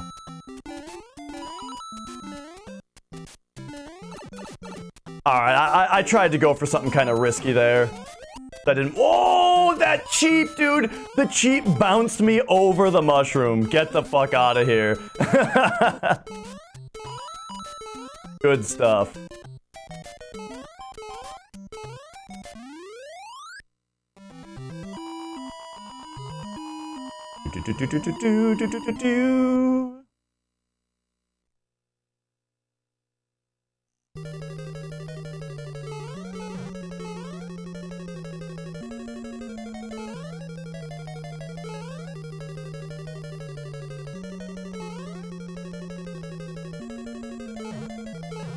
Oops, oh my gosh. Just a mistimed jump there. Oh my god, I even wrapped it because of it. There we go.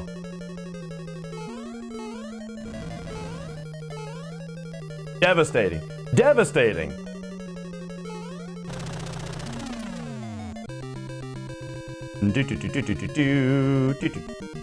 No, Richard. She gave us a scare earlier today. We couldn't find her. We looked all around for her, couldn't find her. Turned out she found her way into the crawl space behind the washing machine, where we've never seen her go before, and was just taking a nap. Just taking a nap behind the washing machine.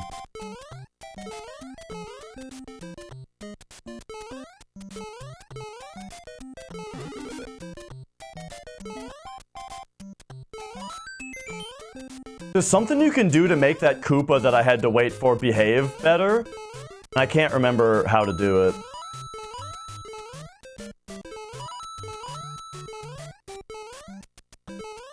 Probably don't have to wait for that guy. Woo!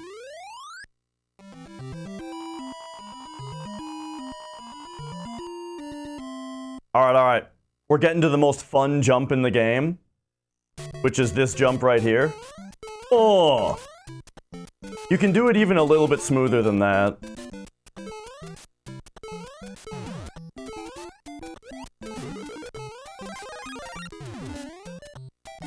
Power me up, Buttercup.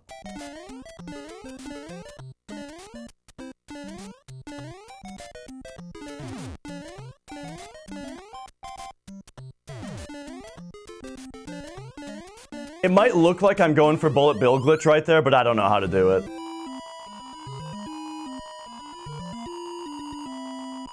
Yeah. The A2 jump is not very hard. All you have to do is do a full jump off the second step. And it looks really impressive, yeah. Oh! Oh, fuck!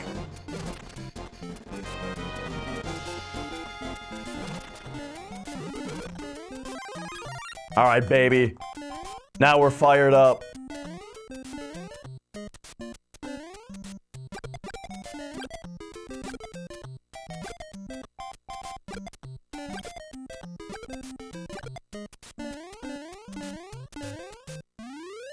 Oh, I got a 3 on the timer.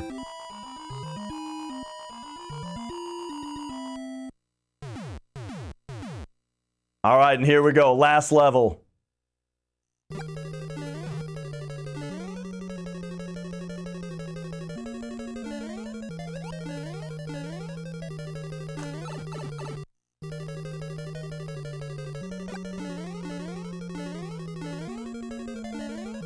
Oh, I did the wall jump with the keyboard! Yeah!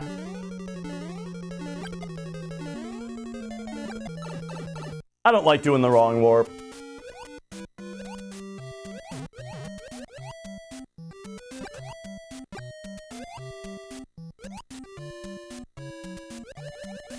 Oops.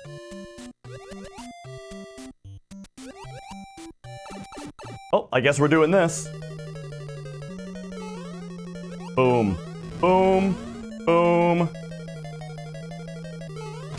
And there it is. Yeah! Yeah! Pretty good playthrough. I don't think I died. And I think I only...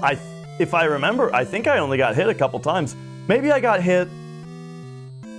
I get hit in 4-2? Or did I just mess up a jump? But all right. There we go. There's an SMB1 playthrough for you. Now I do only have. I've only got like 20 minutes. Now play 2 on Famicom. I mean, I do have it.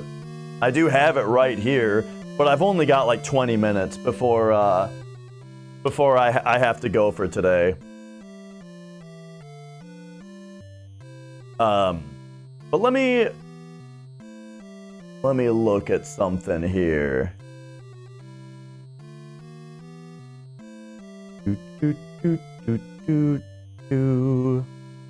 I'm wondering if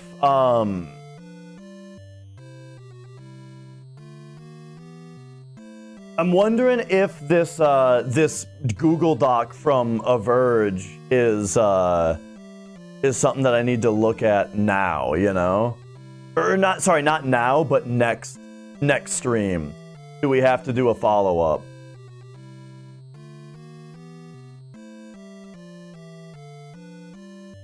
Because I'm skimming it.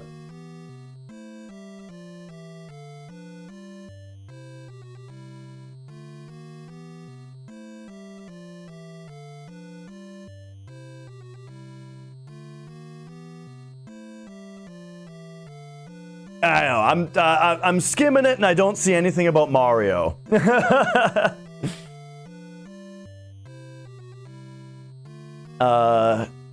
But all right. I guess. See, that's the thing is, I would like to take a look at it. Seems like mostly gamer words. I was skimming it, and that's what I was seeing was oh, they said the N-word. Who cares? But like, you know, nothing about. I don't know though. There were also paragraphs of text. Maybe the paragraphs of text are important. So I don't know, but maybe I'll take a look at it. And here's what I'll do. I'll take a look. This one I won't do a live reaction of. Right? I'll take a look at it and then I'll do a follow up if I think it's if I think that there's anything worth talking about in there. But all right. That was SMB1. You know, we had some drama to talk about. Did a playthrough with the keyboard controller. There we go. And so that was fun. And then we'll see you guys next time. Next time it might be, you know, another FF7 run with like Dragon Quest 6 and what's the other game? Kingsfield as like backups.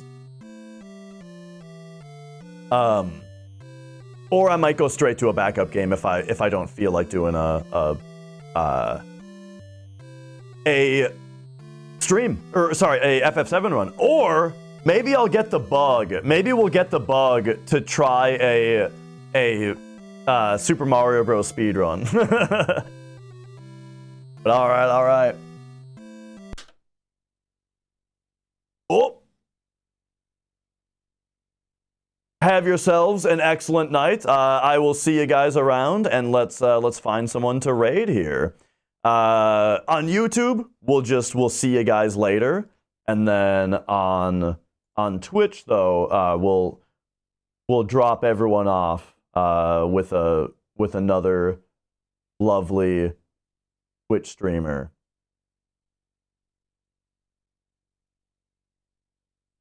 Who should it be? Why, it's Rupert, another old school Mario speedrunner. I've always when am I next on? I generally stream every other day. And yeah, Rupert is streaming on Twitch. He's another old school runner that I was friends with back when we were running this game all the time. So, and he's also the one that organized the tournaments that I took part in. Sorry, I clicked on the wrong button here, so now I need to. There we go. All right, he is currently doing MCMG Quadrilogy Warpless. I'm guessing that is Mario 1, 2, 3, and then I'm not sure if that's US or what. I'm not sure exactly what this is, but it's multiple Mario games in a row at once. All right, see you later.